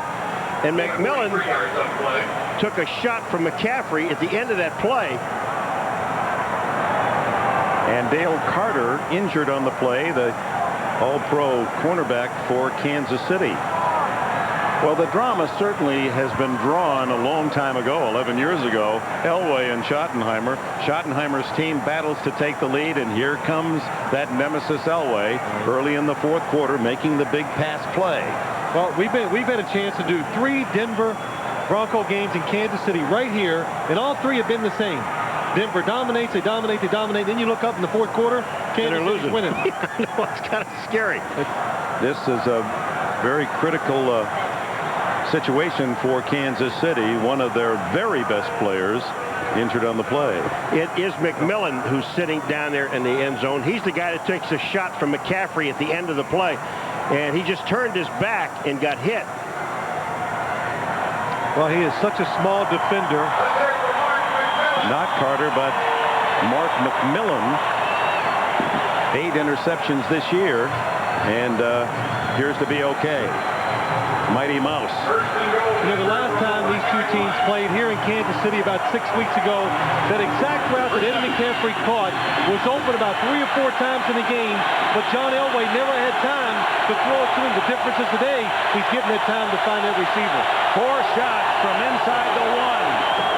Terrell Davis with a second surge, and he still doesn't make it. He was rejected, bounced back a yard, and then dug in and got right back to the line of scrimmage. Well, I'll tell you what, he didn't even get to the line of scrimmage. Dick, you're right. He did get bounced back. He loses a half a yard in this play. That is the initial rush of that defensive line. When they make contact first, this is what Elway talked about. With all the noise in here, all I want to do is an even shot. If I can get my guys all off at the same time, then we break out even, I'm happy. Davis again. signal yet. And Kansas City saying there's a fumble and we have it. Now ruled down emphatically by the official outside the goal line. One more time. Give it to him again. Here's what they do. It looks like it's going to run right. Howard Griffith goes right. Then Terrell Davis goes left. They don't want anybody to be in front of him so he can just power his way into the end zone. That time about a half a yard short. He's well down. Oh, there's a decision being made here. And now Elway's going to call timeout. Probably a very wise choice. The game could rest on this play. Field goal or touchdown. From inside the 1 for the Broncos. 10-7 Kansas City.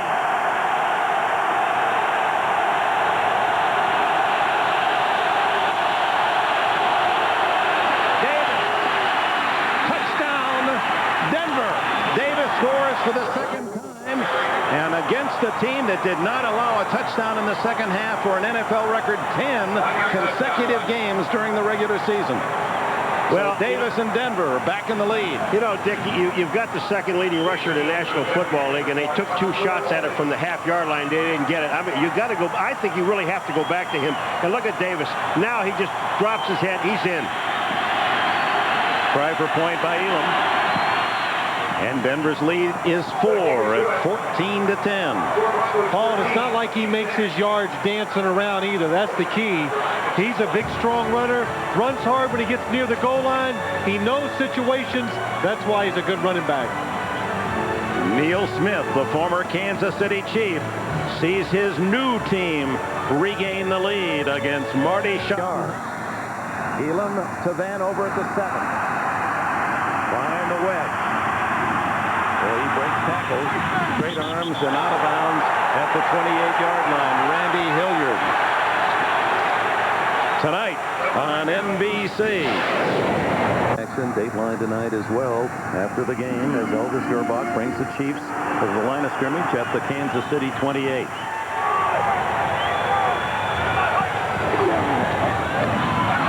Takes the throw and then hits his man downfield, Andre Rison. Steve Atwater made the tackle. What a play by Gerbach with Alfred Williams right in his face. How did he get away is the first thing. He makes a fake. He goes to throw a quick pattern. It's covered. He avoids Alfred Williams, and then look at this throw. On the run, throws the ball on the line. The perfect spot between the defenders for Andre Rison to catch. You know what Williams did? He went for the ball, Dick, and when he did, Gerbach just brought the ball underneath. 6 catches for Rison to lead all receivers, 80 yards. And now Marcus gets a hole. And he has about 15 to the 35.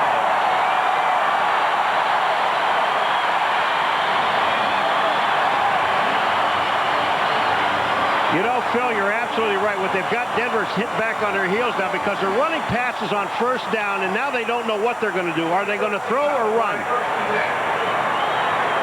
Allen running through tacklers for 14 officially, has 36 yards in the game. First down at the Denver 35. Allen, and you could see his helmet snap back as he took that hit from Keith Traylor, who's playing a big game in the center of that Denver defense. You talk about a guy possessed. You know, Keith Traylor, we mentioned, did lose his mom on Friday. And this guy, I mean, he really has not been blocked today, I don't think. Every time you look up, he's either in the backfield or he's taking a lineman back there with him. Paul, you said earlier, you know, Kansas City didn't want to lose Neil Smith, Keith Traylor, but in all honesty, the one guy they really wanted to keep that nobody knew about was Keith Traylor. They knew he was a special player inside. It's hard to find athletic 300-pounders that can run like he can and play inside the interior defense. 2nd and 9. Gerbach changing his play. Anders and Allen are split. And the throw to the side is to Vanover, short yardage. Ray Crockett there for Denver. Vanover's first catch. Boy, Elvis Gerback changes the play at the line of scrimmage. I think Keith Traylor knew what it was because he stood up and told everybody else what to do. Well, I know, but it was a short pass, and man, it was a hard pass too for a short one. If you're going to change the play as a quarterback, give yourself a chance to make it easy.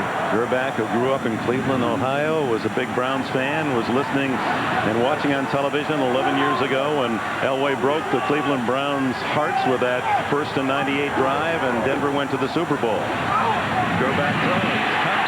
No, did not. Hold on. Had it for a while, Dana Hughes, but Darian Gordon stripped it away. And we have an injured Bronco on the play. That injured Bronco is Keith Traylor, I believe. The pass outside to Dana Hughes. Perfect throw by Elvis Gerback. A blitz, one-on-one coverage outside. He throws the pass where only his guy can catch it. Dana Hughes can't hold on. 9:44 left in the 4th. Kansas City now looking at 4th down and 6, and Denver concerned about that big defensive tackle, Keith Traylor. Tractor Traylor is nicknamed. Well, he's up. Let's look for number 94 inside. Oh, he gets pinned down, twisted in one of those piles.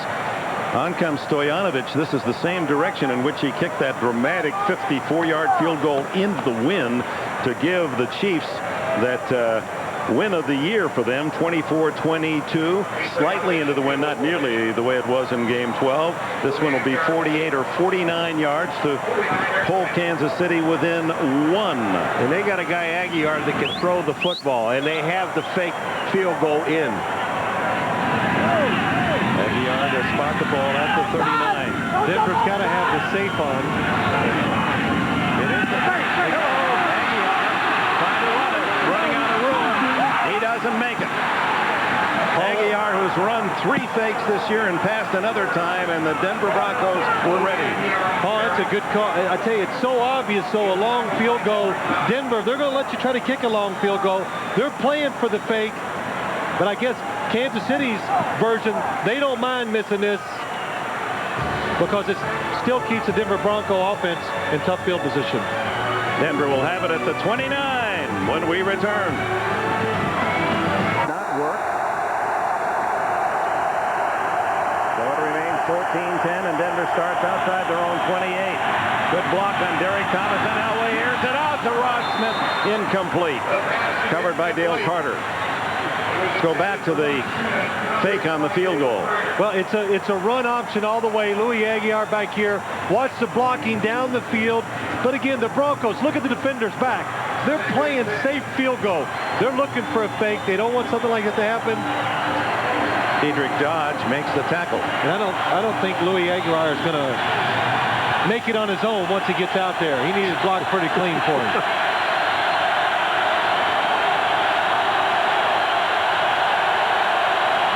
Terrell Davis. And he's wrestled down short of the first down, but picks up a good 8 before Reggie Tung, second-year safety from Oregon State, can make the stop. Well, this is just a nice toss, but the nice part about it is the blocking. He's going to come right into your face, Terrell Davis. Griffith's number 29. He seals off to the inside. What a sensational block. And Tung really saves the first down because if Terrell Davis gets by him, it's another 15 yards. Howard Griffith putting that block on Donnie Edwards to give Davis some running room. It's 3rd and a yard and a half.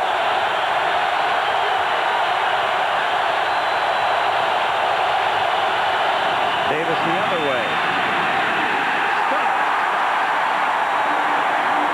Wayne Simmons, the former Green Bay Packer, and Dan Williams. And Williams, like Traylor, Williams, a former Bronco, coming here to Kansas City. He's had a big game today. Oh, Howard Griffith, though. This is a nice stop. And look at Tung on the end of the line, 25. You want to see get a pancake? Look at this. Griffith just runs right over him and smashes him. But the defense is right there to make the stop. That's outstanding defensive play.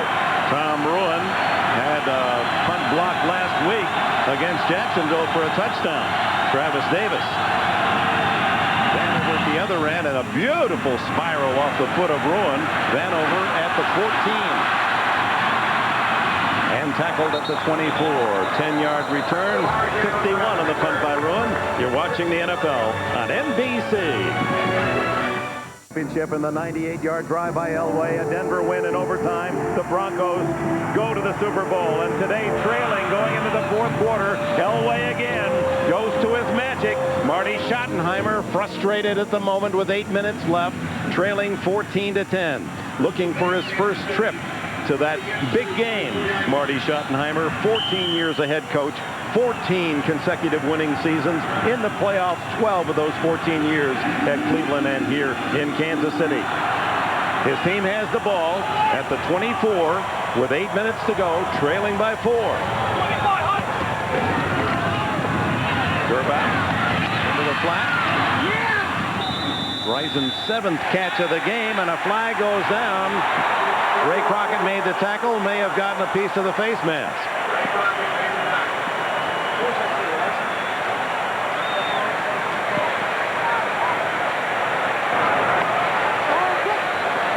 Face mask foul, number 51, defense. 5-yard penalty, first down. John Mobley, the linebacker, coming over to help out, guilty of the foul. John Mobley coming from the inside, running full speed, sticks the hand out, just hits the face mask, but not even grab hold of it. 5-yard penalty. But 7 minutes and 45 seconds to go now in the game. Kansas City offense, I think you're forced to throw the football more than you probably want to, because you got to ensure yourself, no matter what happens, at least get 2 more possessions. And at least on the missed pass, you're stopping the clock and not burning up time against yourself. Romanowski and Aldridge get to Marcus Allen. Tanavasa there as well. Then they run this running play. I mean, it really, I agree with what you're saying. They run this running play that hasn't worked all day long, and why call it now? Paul, we've seen a couple times they have thrown play actions on first down. They've been very successful down the field, and now you want to get, I call them cheap yards. You got to take advantage when you have the defense guessing. The best time they guess, first down. 2nd and 10. Dawson in motion. Gerbach being chased by Williams. Has to throw it away. Steve Atwater also coming on a blitz, pressuring the quarterback. I don't know of anyone I've ever seen that times blitzes better as a safety than Steve Atwater does. You see number 27 right there, and watch him just time this thing perfectly. He follows right in behind Mobley, and then Atwater is the guy that gets back to the outside, has presence of mind to force Gerbach to throw the ball. One of the reasons why he can time blitzes so much, Paul, because he gets a lot of practice. He constantly does it. He plays. He's a safety, but he plays almost in the linebacker position totally the whole game. So he's used to being around the line of scrimmage, and he knows when to take advantage of those blitzing situations. Atwater playing hurt all year. Both shoulders may require surgery postseason. Gerbach, 3rd and 10, scrambles, throws, incomplete. No flag as it's broken up by Darian Gordon, timing his tackle on Danon Hughes. Boy, this is just outstanding defensive play by Darian Gordon. I mean, you're in a position, do I let this guy catch the ball? Do I hit him at all? But watch his arms. Gordon gets inside, gets his hands up. That is a sensational play. That's perfect timing. That's what he does. Look at the left hand up between the arms of the receiver. It's hard to catch the ball when the defender's arm is in the middle.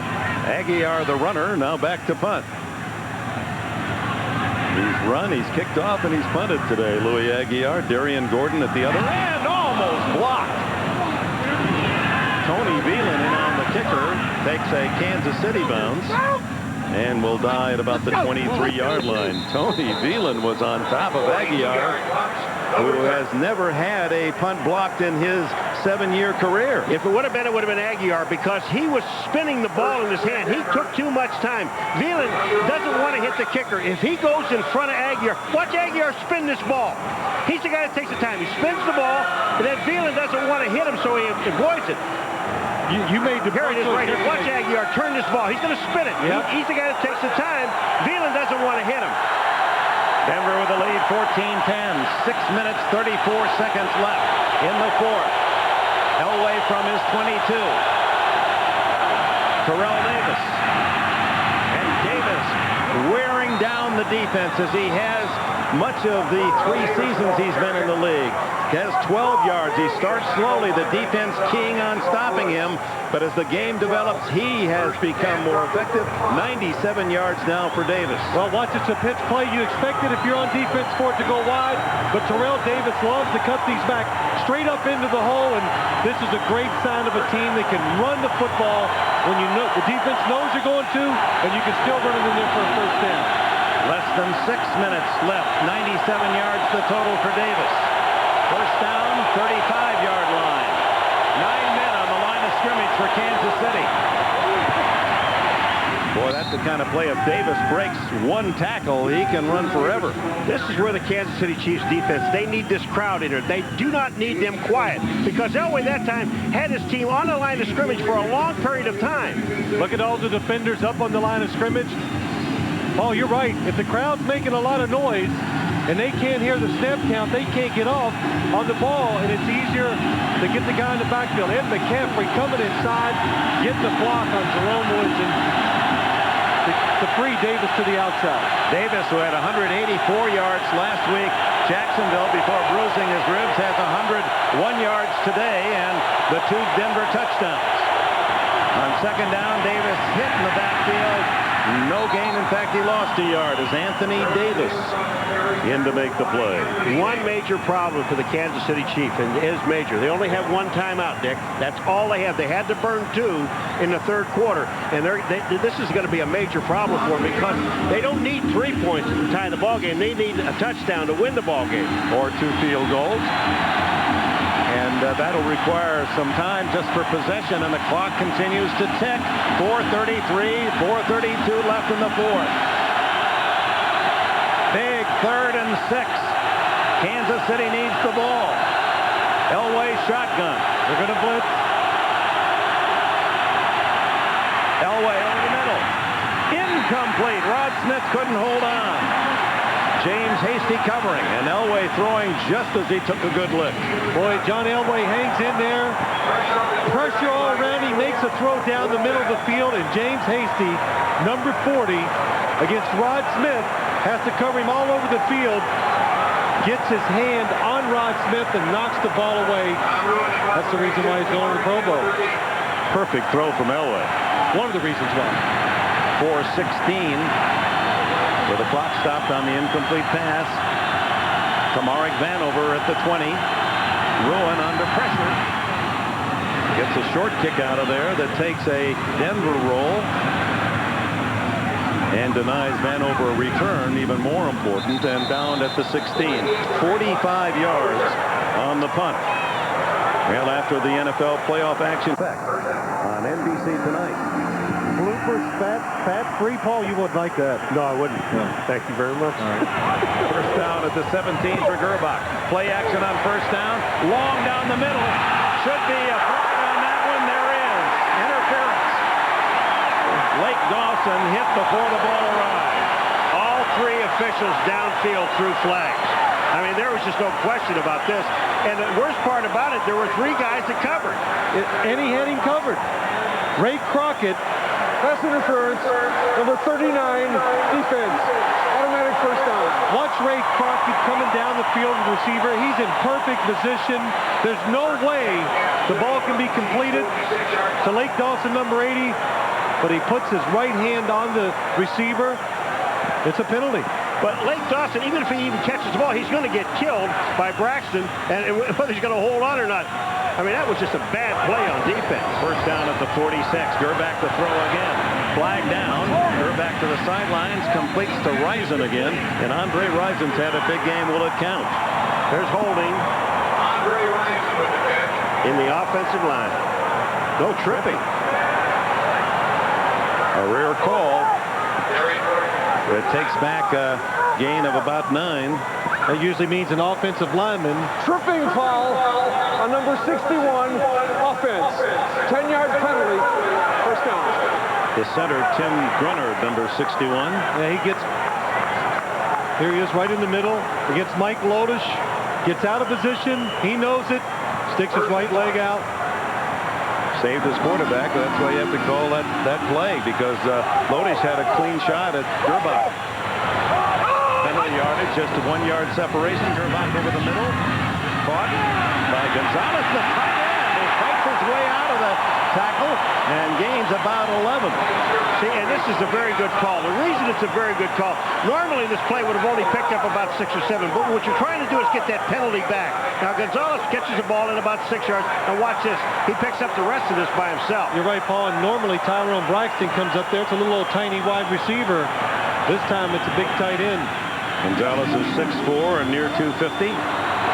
As the touchdown for Kansas City, the Chiefs with 3:16, 3:15 left in the fourth. Second down, Gerbach.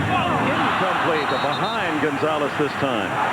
Phil, on this formation, they have both Gonzalez and Popson. The two tight ends are split wide, and the normal receivers are inside. But Paul, what they wanted to do, split Tony Gonzalez outside. They got exactly what they wanted. Bill Romanowski now comes outside like where a corner would be, playing him one-on-one. He's wide open. Elvis Gerbach just misses him. Gerbach with 217 yards passing. And on third down, 4 for 9. He needs 9 yards here on third down. Spread formation. Here comes the blitz from Gordon. They chase Gerbach. Throws downfield. Dangerous throw, incomplete. He had both Tomaric Vanover and Tony Gonzalez side by side, and the Broncos swarming both those men looking for the pick. And Marty Schottenheimer says 4th and 9, go for it. I think you got to go for it in this situation. 4th and 9, 3:05, only one timeout. Denver gets one first down, could end the game. Bill Romanowski, it's a good blitz. 3 down linemen. Denver changes up on the blitz. Bill Romanowski comes in free, makes Elvis Gerbach throw it away. And isn't it amazing? A 3:05 really, here comes your season. And I love this sign over here, right in the middle on the 50-yard line up above, says, quiet, please, audible zone. 4th and 9. Caught by Lake Dawson. First down at the 41 of Denver.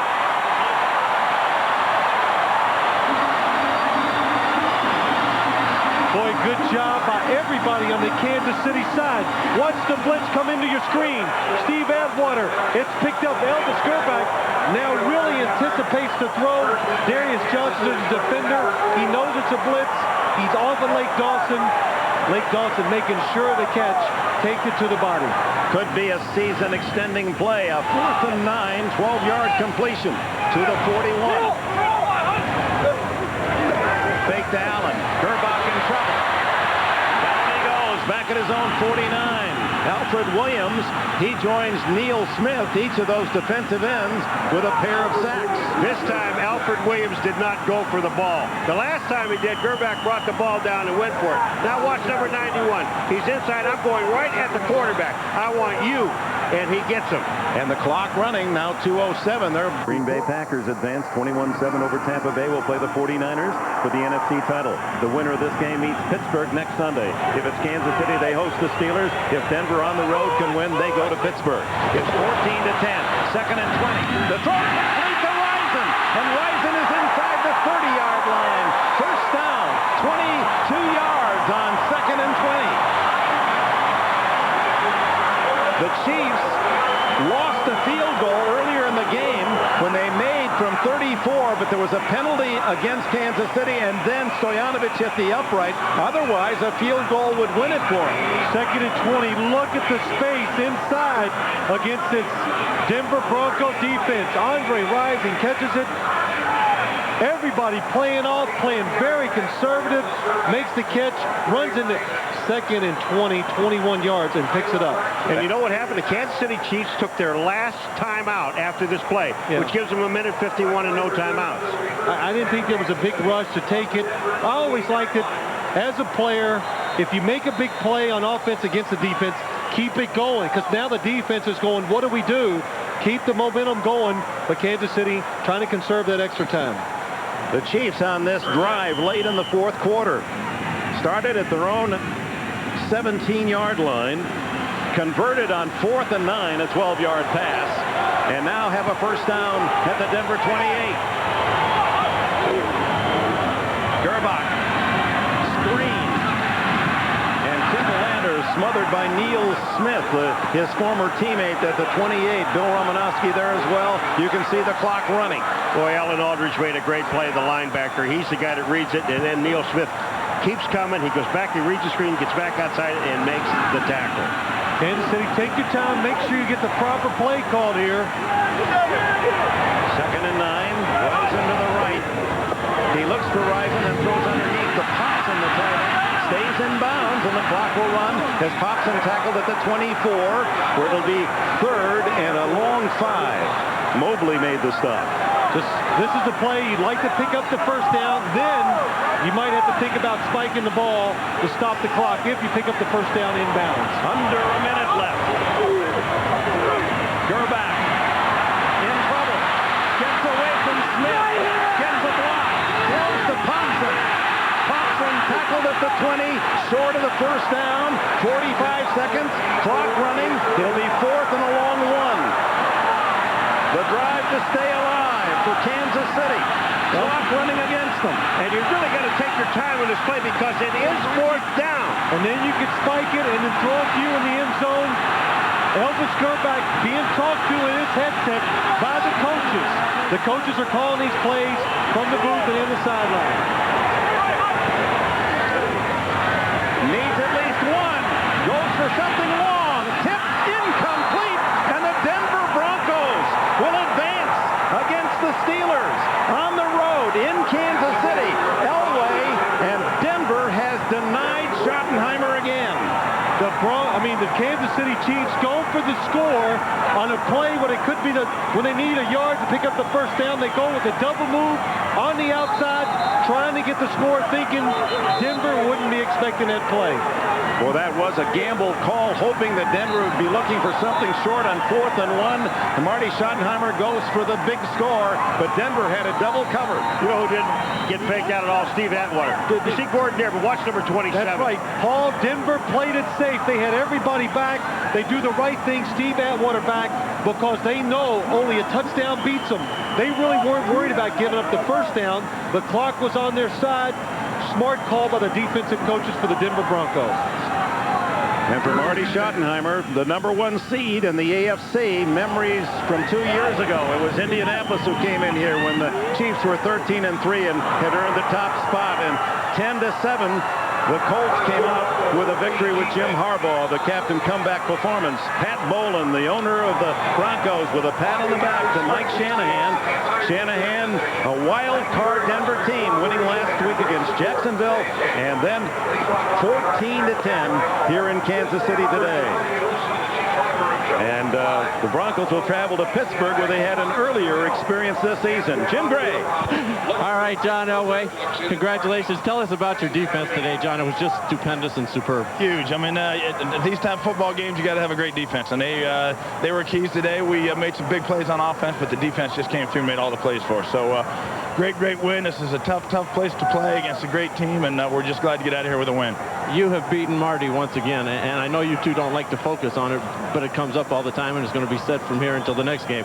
What about this rivalry and beating Marty once again? Well, I mean, I don't play Marty Schottenheimer. He's a great football coach, and I play against great football teams. He always has his teams ready to play, and we're just fortunate that we came on the right end today.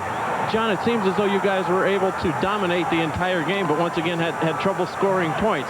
Why have you guys had such dominance, but the scoreboard is still 14-10? You look like you're winning the entire game except for the scoreboard. Well, I mean, you got to give some credit to this crowd and this defense. I mean, this is one of the top-ranked defenses, one of the toughest defenses we've played all year. And so, I mean, for us to come in here and just control the ball, we want to make some first downs, control the clock a little bit, and then try to make some big plays. We were able to do that, and when we did get it down in the red zone, we did get it in the end zone, which was the key thing. With no disrespect to Pittsburgh or to their fans, it seems as though the entire country and football fans have a sentimental favorite in you to get to the Super Bowl. Are you aware of that? Well, you know, that's nice, but I'm sure the Steelers are going to have something to say about that, so hopefully we can go back there. And, you know, we were back there a couple weeks or 3-4 weeks ago, and they're a great football team. It's going to be a lot of fun. This is what football is all about. Congratulations, Sean. Always fun to watch you play. Thanks, Jim. All right, let's send it back upstairs now to Dick Enberg. All right, Jim, the emotions of an entire season all come boiling out as the Kansas City Chiefs at home have been defeated by the Broncos 14-10.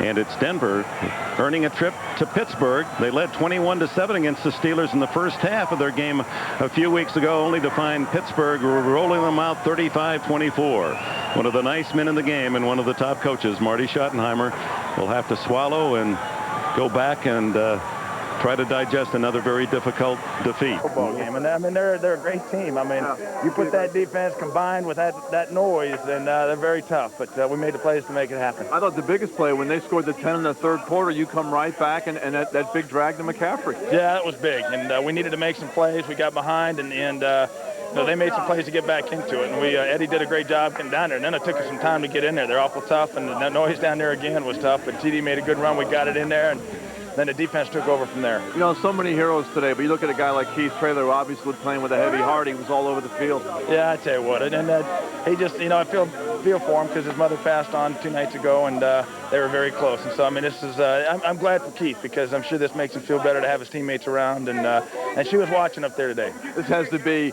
at this stage of your career, when you look back, one of the bigger moments to come in and beat a team of this magnitude, hadn't lost at home since last year. Tremendous accomplishment. Huge, but we got a long way to go. I mean, we know that our sights are set on Pittsburgh and winning that one, and we'd love to win 2 more in a row, and then everything would be fine. Final one, as you were watching the final minutes close down, you're so used to being on the field and driving somebody down.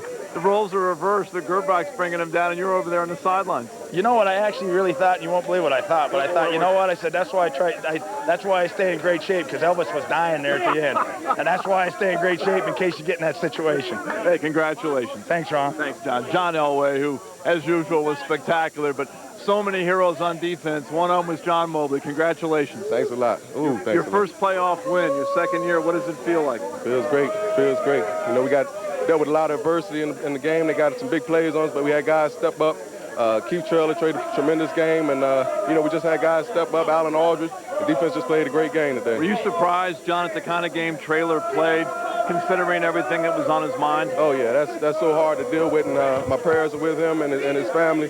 But, he came out, and he just got the job done today, despite the adversities he's dealt with. And, you got to give him a pat on the back for that. I thought there was so many keys to the game. One of them was in the first half, you really never let their offense get on track at all. Right. They couldn't run the ball. They were trying different schemes on us to try to get the ball out, but the guys up front just did a tremendous job of putting pressure up the field and had Gerbach running for his life, and they couldn't get anything going. Now, last drive, take me through it. Risen makes a catch, get him down there. What happened? They got the ball on the 28-yard line. Yeah, and right there, we're thinking deja vu. Here we go again. Were you? Yeah, because once they get in that red zone, they're a dangerous team throwing those fades. So we just had to have people step up. They got that key 4th down conversion, and from that point on, we just said somebody's got to step up, and make a play, and the defense just did a great job of holding them at that point.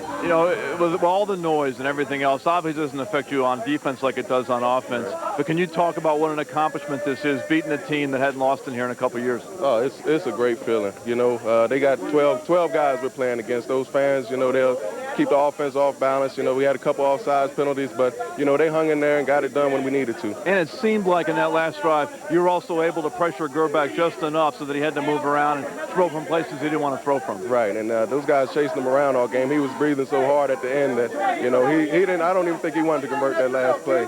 He was so tired. Could you sense how tired he was? Oh, yeah. You could hear him breathing. He could barely get the calls out, and you got to give credit to those guys up front chasing him all day. Hey, John, congratulations. Look forward to Pittsburgh. Thanks a lot. Okay. John Mobley, you had a... Thank you. It's a beautiful one. I can only imagine trying to play today with the heavy heart that you played with. What gave you the courage to go out there and do it? Well, my mom would want me to do it. She wouldn't want me to sit on my butt and feel sorry for myself, so this one's for her, Did you feel like coming in, even with all the circumstances of what they were, you could have a ball game like this? I'm a professional. I got to overcome all adversities, and they had me prepared. They took care of me and, whatever I needed. So I was okay as far as coming out and doing my job. I did it for her, like I say, and it wasn't that hard. Now, you flew to Arkansas yesterday after you got here, didn't you? Yeah, I flew in here yesterday with the team, and I flew to Arkansas and back last night. So I was a little fatigued, but you got to step up when it's big like this. How tough was it for you with the situation to focus on what was at hand after being in Arkansas and going through obviously close things with your family? Well, it was tough to focus, but when I got home last evening, my little brother was like, Keith, your mom would want you to go out there and do the job the best of your ability. And I had a lot of support back there. I'm gonna be back home here in a day or two, but they wanted me to come and handle my job. They watched me go this far, so it would have been a disappointment if I didn't get to come to this game and play. Your head coach, when he gave you the game ball, said it was obvious your mother was looking down on you right now. Did you feel that as you were making all the plays today? Every time I made a play, something hit me, and I just pointed to the sky, thanks, Mom. Great to come into Kansas City as the next Chief and do this too. Yes, it was, especially when, they wouldn't sign me, I know. Keith, we're all happy for the game you had, and our prayers go out to you, and thanks for coming on. Thank you. You bet. Keith Traylor, who had a remarkable game today. Many happy players here in the Bronco locker room, but I think maybe the most happiest are the ex-Kansas City Chiefs. And Neil Smith, congratulations. You had a great ball game. Thanks a lot, man. This is a very emotional moment for me. I thank the Lord Jesus Christ, first of all, and then, I just got to give my hats off to Keith Traylor, condolence to his family, because for a person to go out after their mom is passing, a heavy burden that was on them. And play like that. My hat's off to him. I thought your defensive line, outstanding. Not just you and Traylor, but Alfred, Tanavas, everybody in there. I thought more or less dictated the tempo of the ballgame today. We put it together. That was the bottom line, and I think that we needed that effort just today to move to the next round. And I think that this group is special. A lot of people wrote us off a long time ago. But it's really not how you play in the regular season. It's how you play in the postseason. We came in here to beat a very good team. That's a team that was the best in the AFC.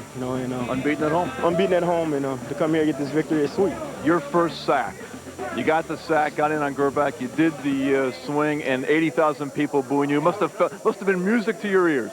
Well, I tell you what, I just went out and did an interview. You should have seen how they was booing me and MFing me out there. So it really don't matter. They'll get over it. I think that it's all on ball game. It's not all about life. It's just a ball game, and then it's just men playing a little boys game. So could you sense, Neil, how everybody's telling me now that Gerback, they could tell in the fourth quarter how out of shape he was. Elway had said, "Boy, that's why I stay in shape." That he was really, really sucking wind. Could you tell how fatigued he was down the stretch? I'm gonna tell you, man, we was after the guy all day and running around and scrambling. I think that he was tired. He wasn't the only one that was tired. Everybody was tired out there. You give you all, and I was trying to talk to him on the way off the field, and he just couldn't stand up. He was wobbling, man, and that's what happened when you get after him. It pounds on you, and then the fourth quarter comes, you can feel it. You had a wonderful career here. You're still very popular here. You did great things in the community, and after a decade, more or less, they told you, listen, we're going to go in another direction. How sweet is it for you personally to come in here after that and hang a loss on them in the playoffs? Well, I tell you what, I gave my all. You sure did. And I tell you, I've done whatever they told me to do on the field and off the field, and it just happened that it was just time for them to move on to some younger guys, and it was a hurting experience. I said it long ago, but I never had no remorses of signing with Denver. I know this team was great. They had a great destiny. They had a run at it last year, and I said, wait, man, that's the team I need to go and give my service to it. And I think that it's going to pay off for me. Well, they're going home, and you're going on to Pittsburgh. Exactly. Neil, congratulations on a great ball game. Thank you very much. Very happy for you. Neil Smith, one final salute. Another guy who played great today was Ed McCaffrey.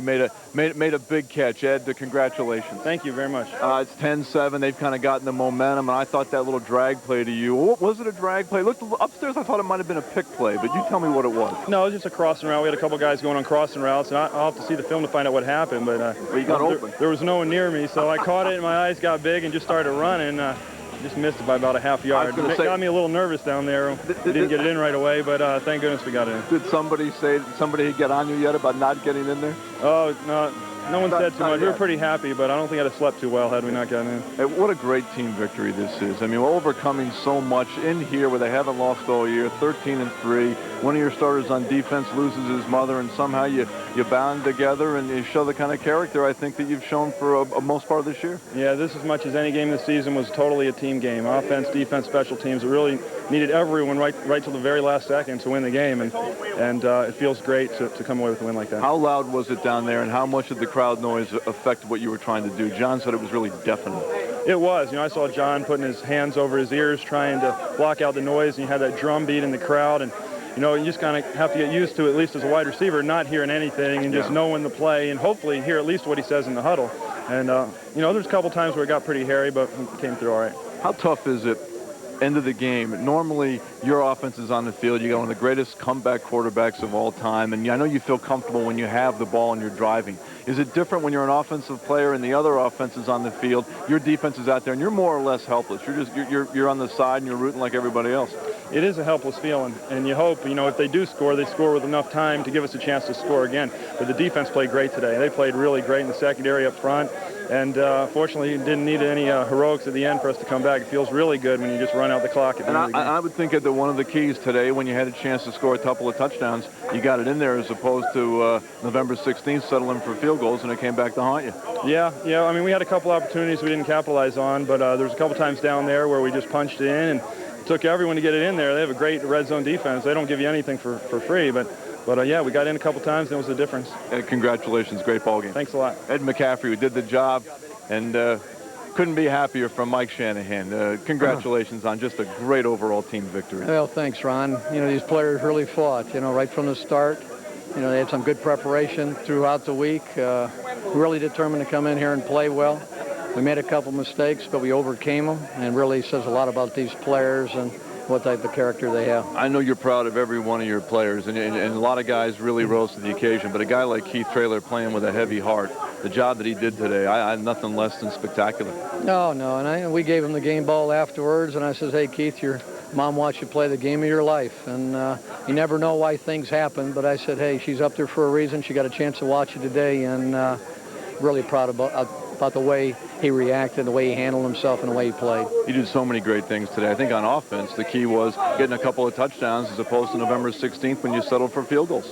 Well, you had to get touchdowns, and we did make that one mistake, that one turnover inside the 13-yard line, but we stopped ourselves, and like we said before, that's the key when you play a good football team that has a lot of talent, as you know. I mean, it was like the Gladiators back in the Roman days on that field. I don't think I've ever heard a stadium that loud, but for us to respond the way we did says a lot about not only the players, but our assistant coaches did a fantastic job. I saw them playing the tape of you in a news conference. I don't know if you saw this earlier this week where you said it can't get any louder, and they were playing that over and over. So I was wrong. I was wrong. I was wrong. I definitely was wrong. All the times you've been in football, college, pro, you've been involved in a lot of big games, a lot of emotional moments. But considering winning in here, knowing how tough it is to win in this place, considering all the circumstances, one of your starters playing with a death in the family, and the way you played, is this one of the more emotional victories in your career? Oh, without a question. Especially coming as a head coach, compared to a coordinator, there's a lot more responsibilities on you. And all of a sudden, when your name is on something, you do handle it a different way. You always want to win, and as an assistant, but when you are a head coach, there's a little bit more pressure. There's a little bit more thought process that goes through, and for our players to react the way they did was really gratifying. I know one thing you said after the November 16th game. I was talking to you the next day, and you said, well, I'm not criticizing anybody, but I know when I'm a coordinator, I like to put pressure on the quarterback. Today, you really put pressure on Elvis Gerbach. And could you sense, as some of the players are telling me, how tired Elvis got there third, fourth quarter? Well, we did a great job on defense attacking. And you have to put pressure on a quarterback like Elvis, because if you get him time to sit back there, he'll pick you apart, just like Kansas City does to different offensive teams that come in here.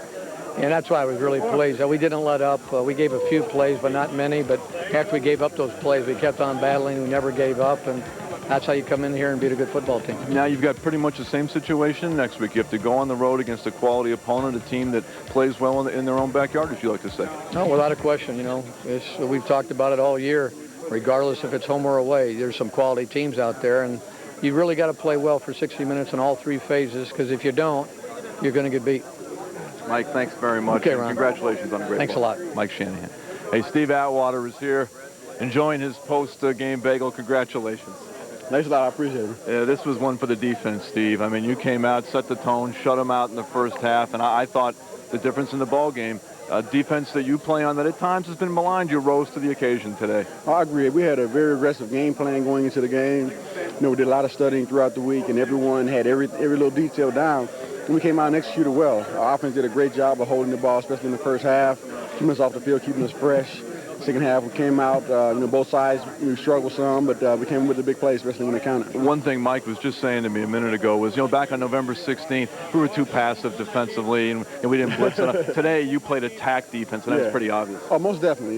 We had a lot of different ways of attacking them, and a lot of times we have those in the game plan. We don't pull them out, but we pulled out everything tonight, and it worked out well for us. I'm proud of everybody on this defense. You did. You have been here longer than most. I think other than Elway, you've been here the longest. Walking in this room, was this as emotional as you can remember a locker room after a ball game in quite some time? Without question.